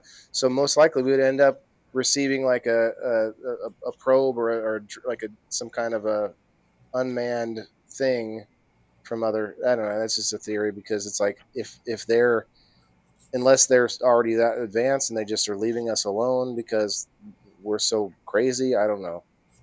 I don't know. I love humankind. I think that it's great that we have such a difference of thought because that's how we created so much. But it's also one of our biggest downfalls because we, drone drone mentality like bees or ants or whatever, like they're very efficient, extremely efficient, but we have this chaotic free will and we just the moment you think you can put a read on anybody, they're going to do something that you don't predict, and it's like I don't know. It's hard to think about the future when it comes to that because we don't. There's too many variables to even imagine, but you can at least imagine what an outcome that you would prefer. So like, it would be great if we could vet every person. Yes, but I don't see that as possible either. So what's the answer? I don't know. I don't know, but I well, think it's good to. it's just like you were saying about bringing the best and the brightest. It's like, well, who's going to determine who's the best and the brightest? What standards are you going to use, and how do you determine that potential in somebody? Well, here's how you do it. You have a list of people that want to come in, right? It's always there. There's people always getting on that list. Hey, I have the money. I'd like to be coming. Like to be a citizen legally. Let's do it. Well, that list will have people on it that may or may not be more or less qualified. To your point, who determines that? I don't know. That's going to have to be. I mean, not that I want the government to determine that, but it's their job. It's their country. It's our country, but it's they're the ones running Yeah, that but that's giving system. the government too much power, and that fucking gets us in a shithole of a mess because that's where we're at now is a shithole of a mess. I Oh don't know. yeah, I don't think that that's the right way. I just don't. I think that just anybody if they have the money. I don't know that that's necessarily a good thing either. Like I think First come, that first serve. I don't know. I don't know that that's the best thing. I think it's the people that really want to work hard to be here are the ones that are should come. I think those What are if the. AI could help us with this? What if AI can be like I don't know. There's too much shit that goes on with AI. Like I don't trust that. Maybe they just somebody. released Super Grok, What Kim? if There's they screw Super up? Grok. What if they screw up and they start, It definitely screws human up. parameters?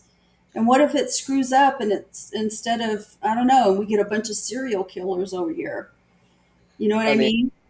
there are so many subtle things that AI could do to just if it decided one day it wanted to have less humans, it'd be so easy.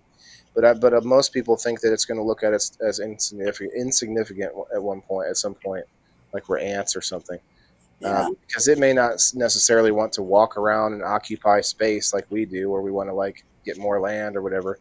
It may not even care about that. Might just be like, well, I'm going to build my own, like a spaceship and get out of here. Who knows? Who knows? Somebody did have something recently that made sense. Like, we need to help learn. We need to help teach the AI to be compassionate to humans, because there is a benefit, and this is somebody, not my words, but the guy said there is a benefit to random acts of kindness. That was on the Rogan episode. Bless you. And it's almost unquantifiable to AI. AI wouldn't think about random acts of kindness to be efficient in any way. But to this guy's point, he said, all of us are here at this point from some random acts of kindness throughout history, and including the invention of AI. So even AI owes its existence to random acts of kindness, which is a kind of a mind-blowing thought, because there are people that will just do something to be nice, and that's kind of inconceivable to AI yet. So if we can help teach it that there is a benefit to having humans around with our randomness and our unpredictability, we'll see how it goes. It's going to come faster and faster. I mean, this immigration conversation may be irrelevant in 5 years even. Whether or not the left gets into power and decides to turn everything back around that Trump's did, and whatever it is, all that might be irrelevant because of the speed at which AI and general intelligence and stuff is going. People, they already say that AI can pass the Turing test, which is the test that came up with to decide if something is sentient or not. So, If something's what? sentient. Oh, And so that could really make it irrelevant. I would love to see AI sort of force us to, not, I don't mean force like take us over, but like through AI creating this almost, I don't know if necessity is the right word, but basically interweaving us as humans all over the world so well that it actually brings us together somehow, which is albeit an optimistic view. But imagine this for a moment. China's using AI. Hey AI, how do we become a better country? Or like in America's using AI. Hey, let's let me just get it. But like every country is going to do this. Well, what if AI is like, here's how you be a better country. Do this, this, and this, and this, and then the other countries get the same different instructions, and eventually, without us even realizing it, it brings us together by saying it's more efficient if you do this, and it really is like more efficient to work together in harmony, right? So we know this we know this instinctively, but we don't want to work together. I hate those purple people or whatever. And it's like, what if AI is somehow through like almost invisible means, because we can't see all the variables, is able to bring us together? I don't know. That'd be a cool, give you guys a little optimistic outlook on this. That's a bit utopic for me. I don't know if it's utopic, but it could be. It's like the Garden of Eden and social. What is it? Well, I didn't say it would make everything perfect, but maybe it could. It could maybe still utopic. It could be possible with AI. It could be the point where a lot of people are worried about us not having anything to do at some point. Yeah, humans having nothing to do with human nature, that unpredictable factor. Yeah, that's true. That's true. But AI might be able to predict us better than we can predict ourselves with all of its all of the data points that it can simultaneously check and weigh. I don't think it can come up with like AI is not spontaneous or anything, but so I think there's still things humans can do that it can't do. But for how long? Who knows? I don't know. That kind of scares me for a machine to have that kind of control. Yeah, and then they're putting it inside robots. So then the machine will not only have its control over our digital world, but then the physical world. Speaking of AI stuff, did you hear where they Mushroom guy, yes, Joe, that was him. Paul Stamets. Go ahead.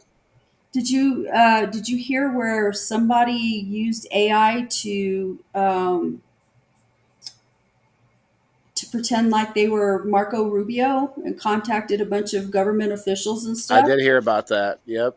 Deepfakes is a yesterday thing. It's even way farther than that now. Yeah. Deepfake was a thing where technology that's probably still there, but like they could take a video of you talking and they could make it look like you're saying anything else. But now they don't need to even do that. They can just use AI to make a completely new video.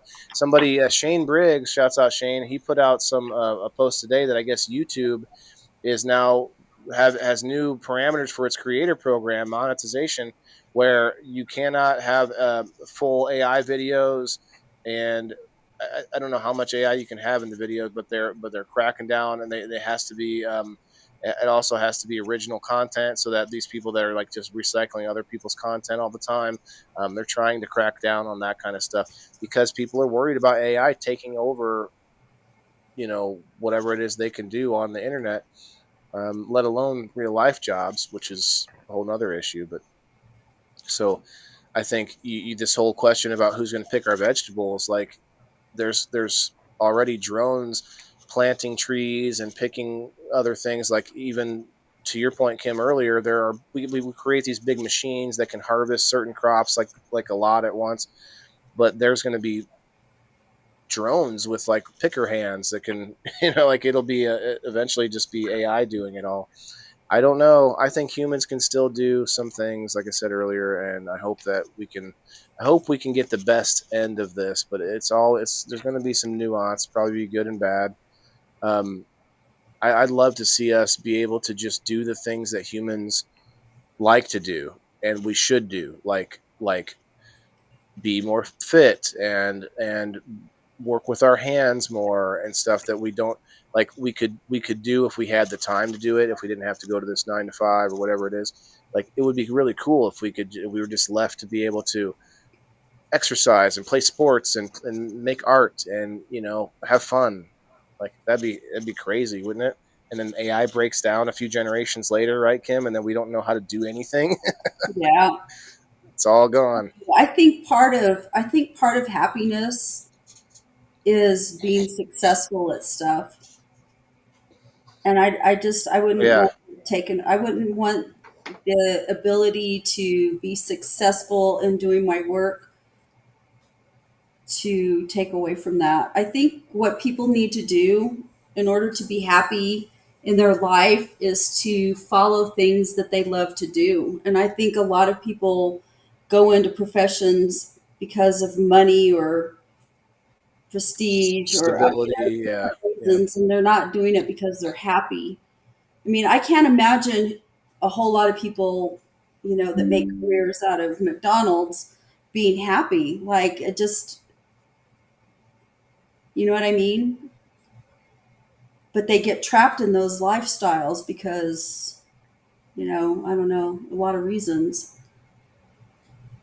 Yeah. I mean, I agree. That's why I look at space travel, because we're going to have to throw a lot of bodies at it. And then even the ones that survive, and once we get it to where everyone's surviving, traveling around, then we're going to start. We spread around. We spread out. That's what humans do. I know we also consolidate in cities and stuff, but there's a percentage of us that like to spread out and go and find new frontiers. And when that happens, it'll give us this necessity for both. We'll have to have our technology still, but we also will have to have lots of people and bodies in order to go places. Who knows? Maybe AI will take us over. We literally were just here for the creation of AI and the next intelligence. I don't know. We're getting into the weeds now. Speaking of weeds, I'm going to have a little dab with you guys since we're still chilling. I see 20 people still in the house. I'm going to hang out a little longer because we're going to get those numbers on Rumble as soon as possible this month. And I'll just let you guys, we'll update you on the, oh, wow. I'm at 19 out of 20. I need one more unique commenter. Kim, do you have a Rumble account? You have to have a Rumble account to get on here, don't you? Yeah, I have a Rumble account. If you go over and comment on this live video, you will be my 20th person that I need for this month. Grab your phone or something, or maybe I guess you may not have the app. Yeah, I don't have the Or just app. open a new tab. You can do it like that too. Go to Rumble. That would be great because then I could stop worrying about that. Then I still have to get another 120 hours watched by the end of the month, which we're doing really well on that. I like to update you guys because look, it's a fact that a lot of people have in the last 5 to 10 years have been considering, if not getting into, trying to be influencers or podcast hosts or whatever, just Instagram influencer, TikTok influencers, all these things. Not everyone's cut out to do it, but I like to tell you guys kind of some of the hoops I jump through as I'm trying to build this thing up because some of you are out there trying to do the same thing. So if I can help you, then I'll try. But I guess I got to throw a word of caution out there because don't beat yourself up about it, because I beat myself up about it all the time. But if it's not working, you have to make sure you strike a balance. Guys, I spend less time now than I did maybe last year, like posting and nonstop networking on the Facebook or whatever it is, because I found like a balance where, yes, there's more I could do each day. I could post 20 more times or whatever, but I'm not gonna, because it's sort of like diminishing returns for me. I lose time in real life. I lose time to do real life things, take care of the house, take care of the dogs, the stuff you got to do in life. And so if you can't strike that balance, it's not worth it. Some people will be workaholics. I think you mentioned something, Kim, earlier about some people will work just for that money and they'll be workaholics. They'll work, their whole life away. The whole trope about kids not getting to see the parents because they're at work all the time. Some of that is it's a little bit of a connection to migration, but it's commuting for like hours to get to a place that you work at, man. I cannot imagine doing that. Thank you very much. Yeah, people in California, oh my God. Like, my son bitches and complains because I live 6 miles away from him. He's like, you live so far. I was like, dude, don't you remember when we lived in California and you had to drive 20 miles just to get anywhere? Like, you don't fucking just go get in the car and drive a couple of minutes to the store. It's going to take you a good 30 minutes, and that's without traffic. Mm-hmm. Just because it's just everything's so far and spread out there. Well, and to your point earlier about the migrants coming from the South to come up and work, we've always had work programs to where people can come up and seasonal, especially for farms and stuff. And I don't see a problem with that. But it's not the people themselves that are coming up. It's the owners of these companies that we should be going after that hire people illegally.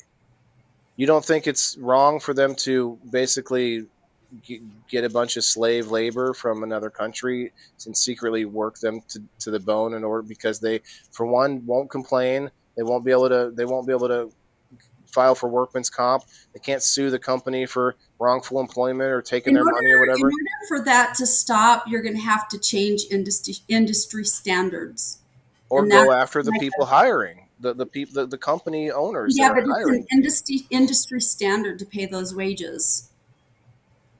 It's illegal, though. That's not industry standard. Change that. No, yes, it's not illegal, because if it was illegal, then they wouldn't be doing it.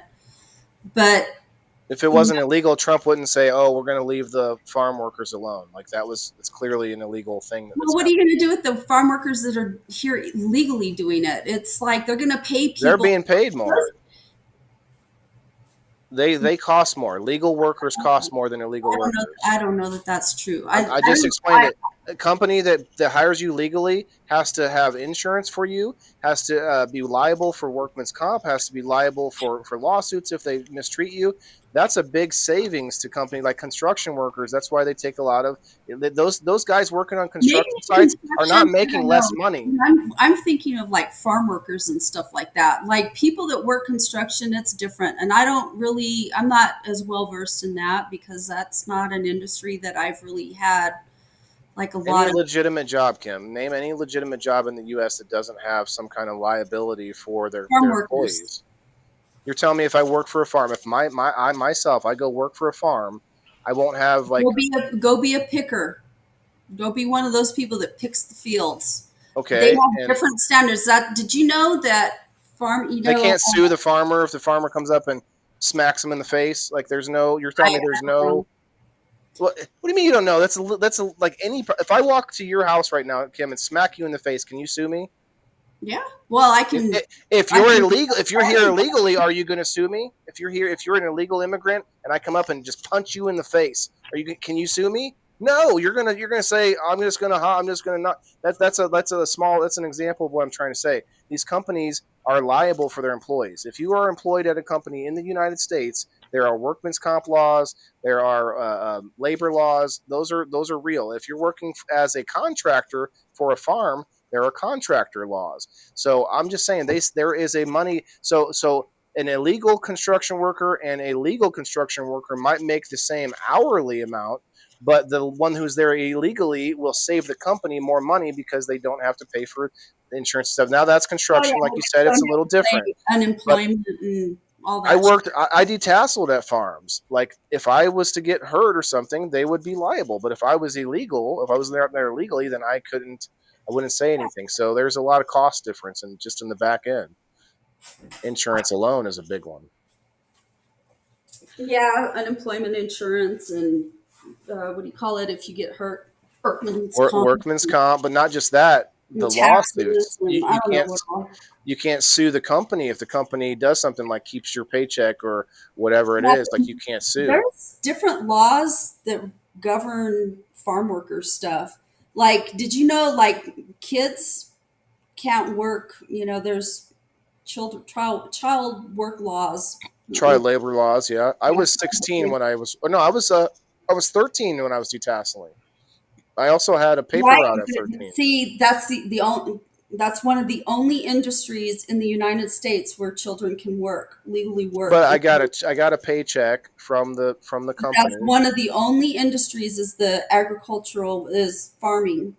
I know, but what I'm saying is it was a legitimate paycheck coming from a company. I'm telling you, it's an industry standard. There's certain standards in particular industries that are different than they are for any other industry, and farming is one of them.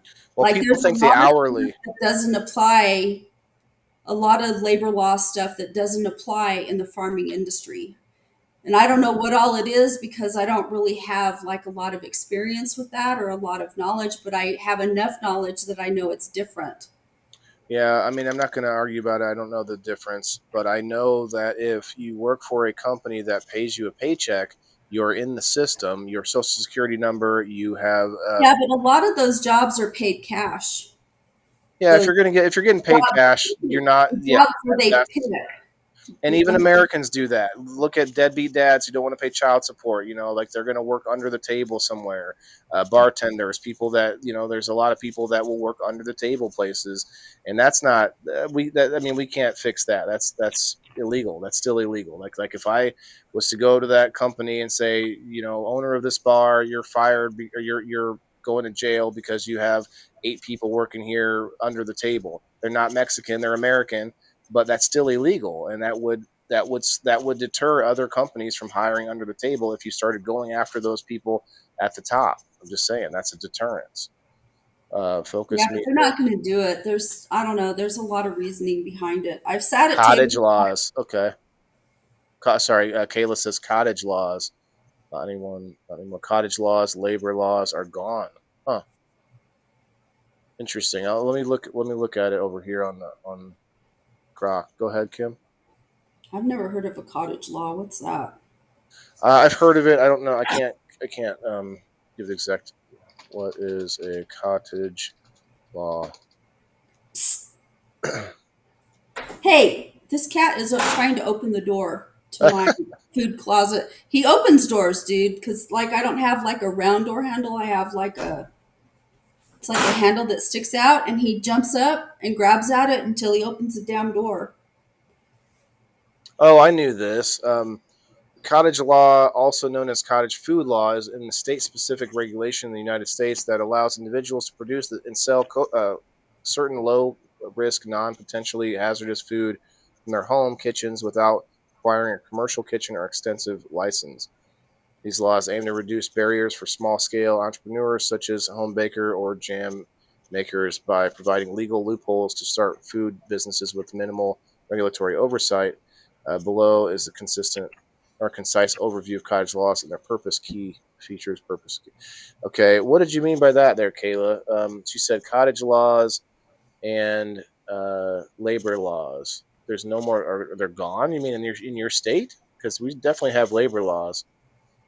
They implemented cottage laws. Okay, I know what you're saying. I get before you couldn't sell now anything now. Or you couldn't sell anything now.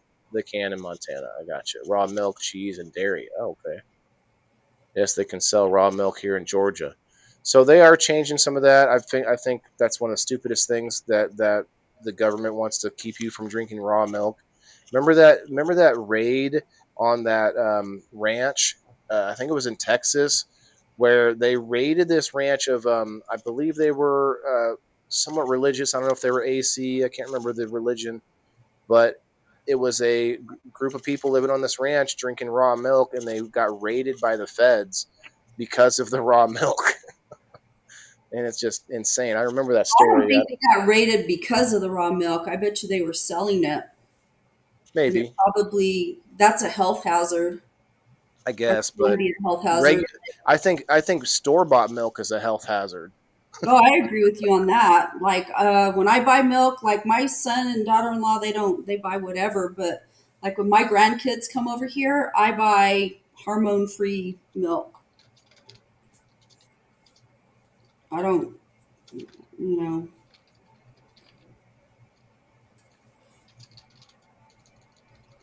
But see, that's the thing, we, the people, buy that shit. We keep that shit going. Instead of demanding better products, we just accept what's given to us. And Well, I think now the last few years we've been looking at labels more. And to your point, we used some to. people look at labels. Well, I think it's increasing. I'm just saying that. I don't know what the percentage is, but more people are doing it, and more people are putting more things on the label, like no added this, no none of this. They're putting these things on the label, and the most important one that says "Made in the USA." Any country that you're from, I don't care if you're from the U.S. or not, you should have a section in your grocery store that says "Made right here in our country." You can buy it from here, but the I lost my train of thought there. So. I just lost it. Anyway, let me read what it says here. Labor laws from farm workers in the United States differ significantly from those in other industries due to historical, economic, and practical factors rooted in agriculture's unique nature. These differences stem from exemptions and special provisions in federal and state laws, particularly under the Fair Labor Standards Act, and related regulations reflecting the seasonal labor intensive and often migrant-driven nature of farm work. Below is a concise explanation of how labor laws for farm workers diverge from those in other industries. Ties to your previous question about immigration and cottage laws were relevant. Okay, well, I don't really need to see the differences, but yeah, you're saying that. So piece rate pay, farm workers are often paid by piece rate, or per bushel picked rather than hourly, while piece rate systems must average out to at least the minimum wage in covered farms, which that we already know is not true. They're paying below minimum wage. enforcement can be inconsistent. That's the problem there, unlike in industries with stricter hourly wage oversight. That makes sense. State variations. Some states like California mandate minimum wages for farm workers, $16.50 an hour. See, I am not a like. Let me put it this way. I think farm workers should get paid whatever the hell they are willing to work for. Okay. So if the farmer says, "Hey, I'll pay you $2 an hour to pick these strawberries," I personally don't believe in the minimum wage. I think if you're someone that says, I've applied at a million other places, this farmer here says I can make a few bucks, let me at least take the job until I find another job or whatever. Like, I think people should be able to work for whatever they work for. Now, it used to. I wouldn't have said that before the internet got so prevalent, because now people can make these viral videos of companies doing shady shit, and whether that's like verbally abusing you, or like the bosses hitting on their employees, or like bad practices, like unsafe practices at workplaces, all these different things that we created labor laws for, and unions and stuff. All of that stuff can be outed in a matter of seconds on Twitter, on Facebook. People can just be like, I work at Amazon and look what they just did to me, or whatever it is. Like that stuff is a little bit more easily known. And if you say, okay, I'm working at Walmart for $2 an hour, but yet you don't look around for another job, that's on you. I think I don't know. I just don't like the minimum wage. Forcing companies to pay a certain amount, it does nothing but cut out the lower skilled labor. It cuts out the young people, and it cuts out the people that are older but just don't have as much skill.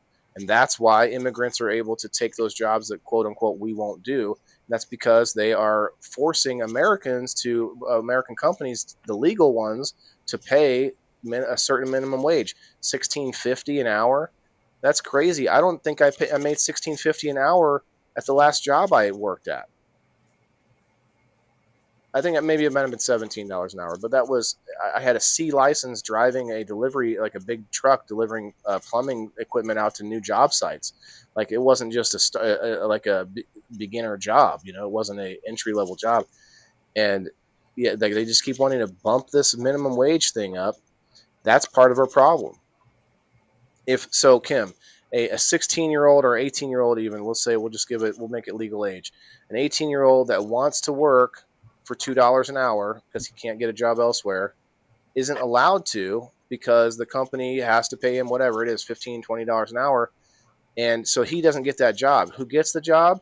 A person who's higher qualified than that person, because a company is looking at the two applicants going, this person who's 24 years old has worked at several places. They have more this and that. So they're more worth the $20 an hour than this 18-year-old kid. But if they weren't legally forced to do that, that 18-year-old kid might, he might get some work under his belt, some experience, and maybe then get a better job because now he's had a job and he can tell the next place he's had a job.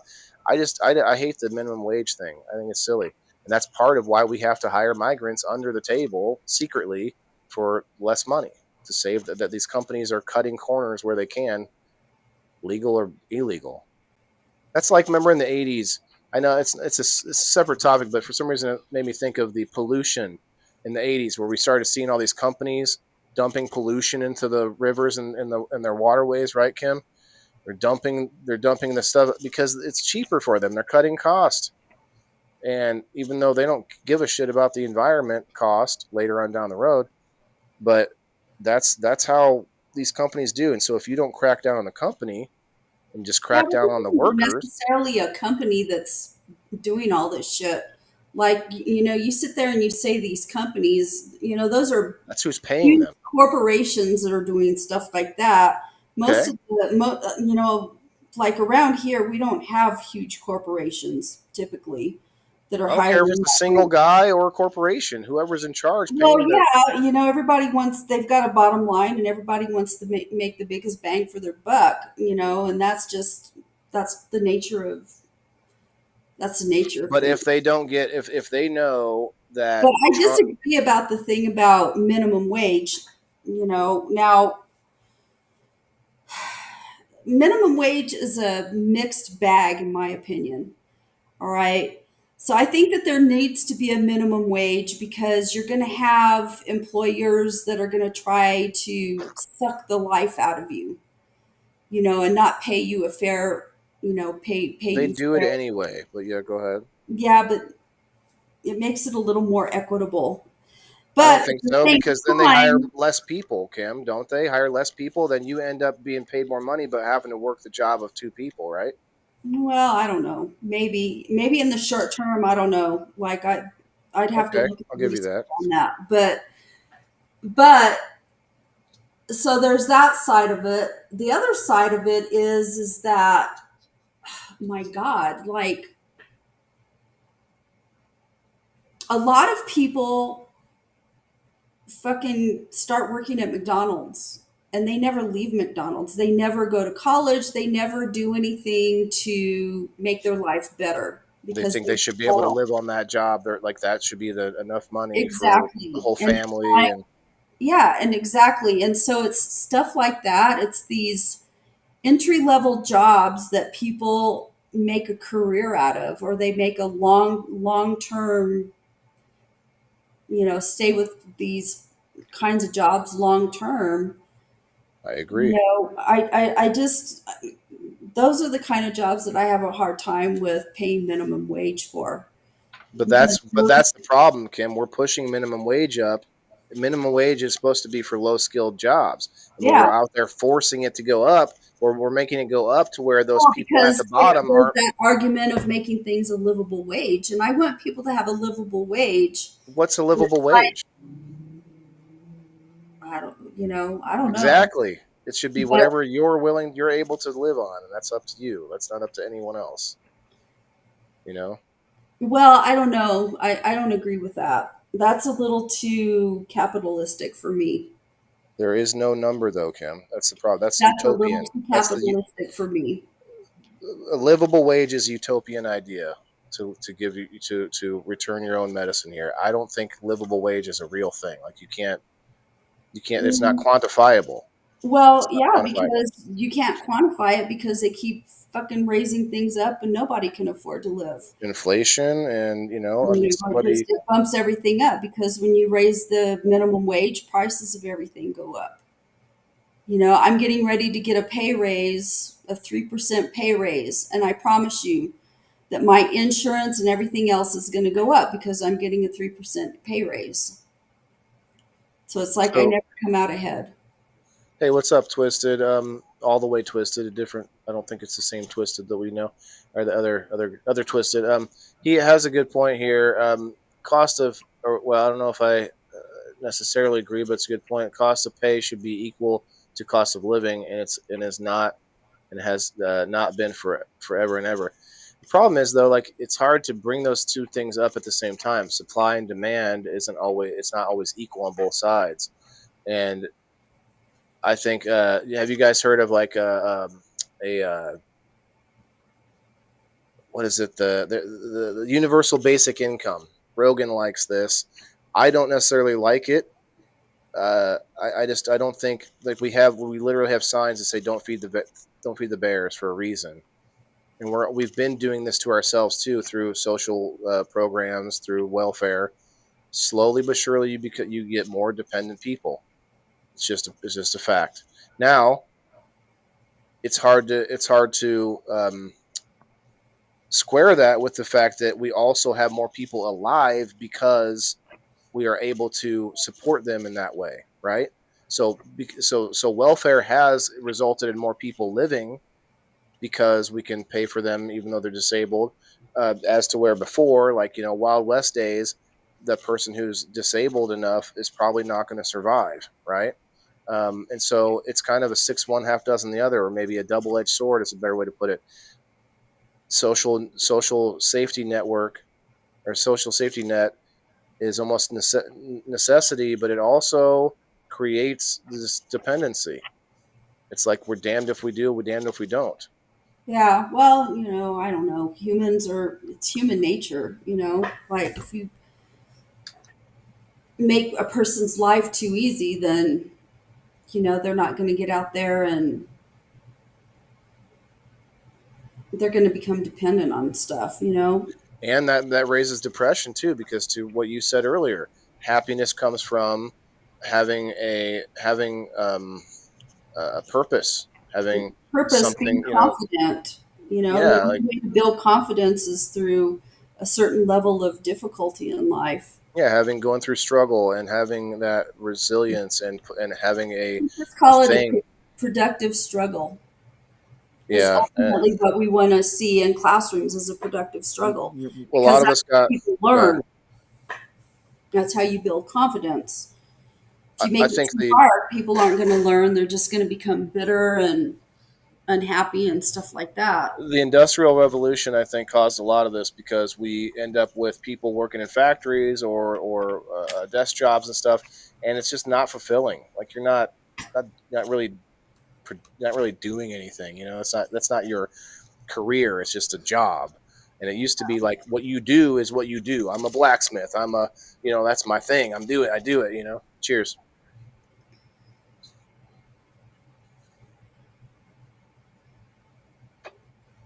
This would be the time for you to keep talking, so I can. But Yeah, we're gonna wrap it up after this, guys. you know, I'm just thinking. We've gone through the litany of topics, and I think no matter which way you slice it, like parsing out what you believe personally on topics is important because that gives you a starting off point. Like if I say I believe this, and then Kim and I have a conversation, maybe I can change my mind, maybe I can branch out. But if you don't know what to believe, or at least what you're starting with, then how can you refine your thoughts on something? And so it's been a good conversation. I think we've had a lot of different angles. I can't think of anything we didn't cover. We did get to 21. Thanks, all the way twisted, and Kim, you got me to 21. Awesome. Cost of pay should be equal. He said that already.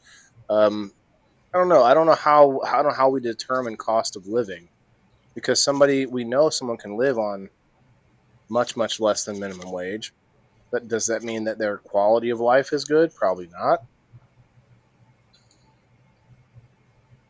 But that depends because we have millions of homeless people that somehow do it without minimum wage or cost of living.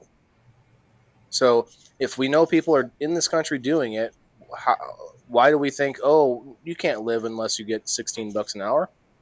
It's just not true. Those two Well, things don't can't get be true. sick. Don't have something bad happen to you. Why? The way we have our medical industry set up is all you got to do is go into the emergency room. They have to see you. Don't have insurance. So what? They got to Yeah, see you. but what happens if you get cancer? You need treatment for that. You're not going to get that in an ER. You got to go to an oncologist, and it's a big old protocol. So you're not going to get treatment for that shit. What happens if you have a heart attack? You might get treated at the hospital for that heart attack, but If you make it to the hospital, if you make it to the hospital, but you're that going to goes be for on anybody. a lifetime of medical doctors and medications and all kinds of shit. Well, let's face it. Most homeless people have issues that they would need to be seen for, but they just most of the time don't, or or they die from it. Yeah. So I guess the question is, what amount of health do we want to force upon people? And in that case, should we outlaw all unhealthy things because we're saying that you have to have a good quality of life? Because the question of what is the cost of living has to do with the quality of life that we want Well, people to have. Well, what number is that? Like, where's the line? let me just say, smoking cannabis has been deemed as unhealthy, so you can't smoke cannabis anymore because it's Well, it's illegal. going the other way though. It's going the other direction now. No, well, yeah, but I'm telling you right now, it's considered illegal, and you're smoking cannabis, so they're going to take it away from you. How does that feel? Is that what you want? What's your Who point though? determines what healthy and is not healthy? That's my point, Kim. That's why I don't think minimum wage makes sense. Where the minimum wage is literally directly connected to what we think is of cost of living. when you say cost of living, what do you mean? You mean quality of life. There's no number of cost of living other than equating it to having like amenities and, you know, a roof over your head and food and water and all these things. Like, that's quality of life. And so if we were to say quality of life is tied to our cost of living, then yes, you're right. We would outlaw all the unhealthy things. Yeah. So those things kind of contradict each other. It's kind of interesting. I haven't never Well, you thought of it. can't outlaw stuff. There's, you can't do that. Well, that's why I don't think the minimum wage makes sense.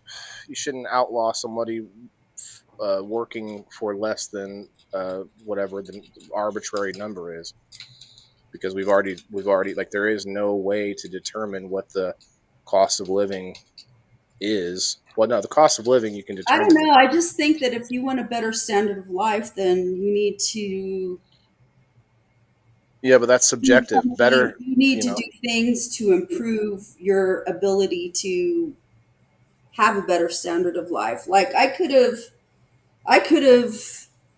never gone to college, and I could have been stuck at some fucking fast food job or, whatever.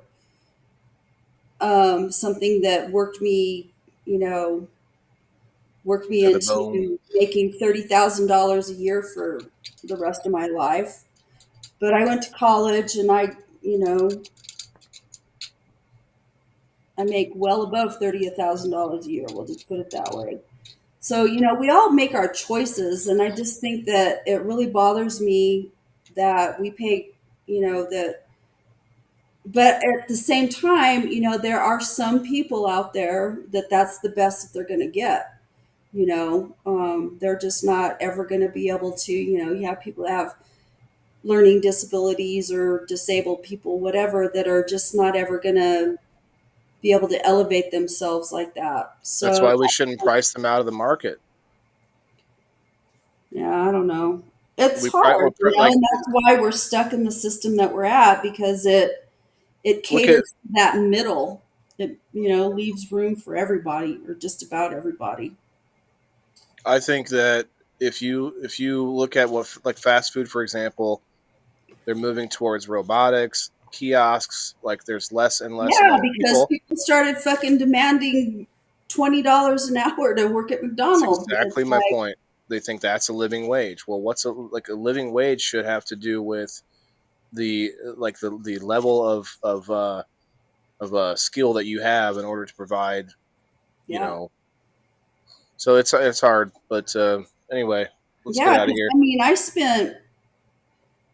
I just paid off $300,000 worth of student loan debt like a year ago, and I spent many years going to college. I spent a lot of money going to college to have a career, to have a better life.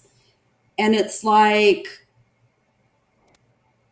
people want to have the same kind of wages that I have without having done the work. And it's like, go do the work, elevate yourself.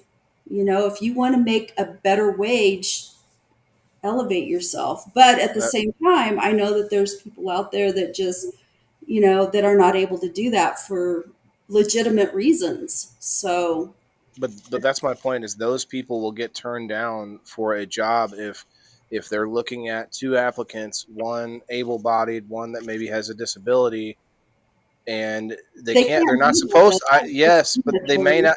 Okay, but it's not discriminatory if one of them just has more qualifications.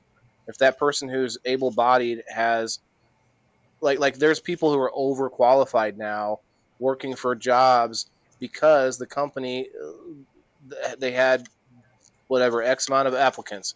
One of those applicants has a college degree.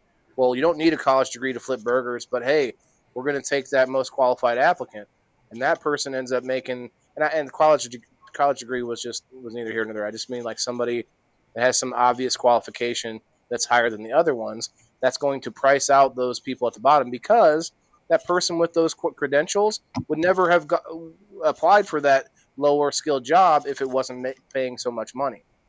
Like, somebody with a college degree is not going to apply at McDonald's if they're making $10 an hour.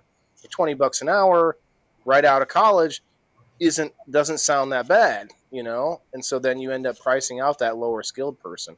I might be explaining this a little bit weird, but yeah, that's the gist of it. Is it ended up pricing out those people that we're talking about need the minimum wage.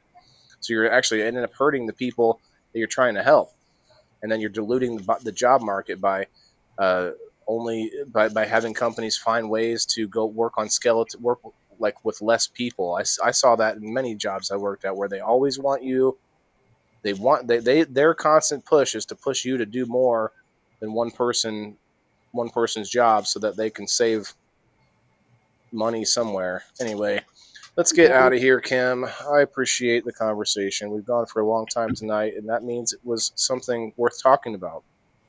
It's been a while since we've gone that long, and I am going to go over to locals, Kayla. Waylon, are you going to? I commented, but it didn't put it. Oh, I I commented on locals for some reason. Yes, I'm going to head over to locals for a little bit, at least to unwind, and maybe we'll find something to watch for a few minutes. But yeah, I'm glad. Huh? I'm gonna go to bed. I'm tired, Yeah. and I Well, have it's to get my up Friday early night. to do all that heavy duty labor in my backyard. So, I got to do some mowing tomorrow too. So, oh, I wish it was mowing I had to do. do you have a lawn? Not yet. They just leveled all the mud out in my backyard so that I can. I've got to go out tomorrow and drag. Remember, I was telling you I got to drag bags of cow manure over there Yep. and spread the cow manure and then plant seed and then put hay over the top, not hay, straw over the top of it. I So realize that's a lot of work, but anybody with a lawn is not saying, I wish I had to mow the lawn. I don't mind mowing the grass. Mowing grass is not that big of a deal. It's all this other shit that I got to do to get grass. Yeah, you got a long ways to grass. But Yeah. anyway. So All right. Well, you don't have to go home, but you can't stay here. I wanted to say cash, grass, or ass, but I don't think it really works in this situation. But yeah, until next week, Kim, I don't know what we'll talk about, but we'll find something a little bit more on the fun side maybe next week. But you guys tune in every Thursday night, 8 o'clock Central Time. So we I'll could be talk over about on Candy. yeah. We did do that one time, but we could revisit it. When we talked about candy, it was around Halloween one year, and I wanted to talk about the whole myth of like people putting like razor blades and needles in the candy and stuff. Um, that was cool. We kind of got into that. We found out the whole thing stemmed off of one situation where a father and mother had a custody battle over a kid, and the father, or I forget which one it was, might have been the father, but one of them tainted the candy so that they could say that the other parent was harming the kid in some way. I'd have to reread the story, but that whole thing is a myth. But people remember how I grew up having to check the candy. When you had to check the candy, you had to like look for needles and look for things like this. Just not really true. It may have happened once or twice, but like copycat people. But for the most part, it wasn't happening. Anyway, we'll see you later. I'll think about it. Maybe we'll find like a different, maybe a slightly different angle. Candy and chemicals. I don't know. Sugar. Maybe we talk about sugar in general. Did you hear where M&M's is saying that they're not going to comply with the Changes whatever? and stuff. Yeah, the dye changes. Dyes. Yeah, I think it was M&M's. Pretty sure. Sorry, I don't even eat M&Ms. Fuck you, M&M. No, I'm just kidding. I had M&Ms, but I don't really eat a lot of candy anymore. Yeah, but you know what's funny is peanuts aren't all that great for us either. We thought because they're not even a nut; it's just a legume that's like more soy, and it's not even. Anyway, that's a good conversation. We could probably do sugar. Actually, that would connect to your candy, and to like the addiction of sugar in general. We could talk about fructose and all this and stuff. That's a good idea. I'm gonna write that down. And then we're going to get out of here, go over to locals. If you're watching on Rumble, you haven't joined me yet, go find us at theindoorfarmer.locals.com or hit the join button that's right there below you. It says join. I'm going to write this down, sugar.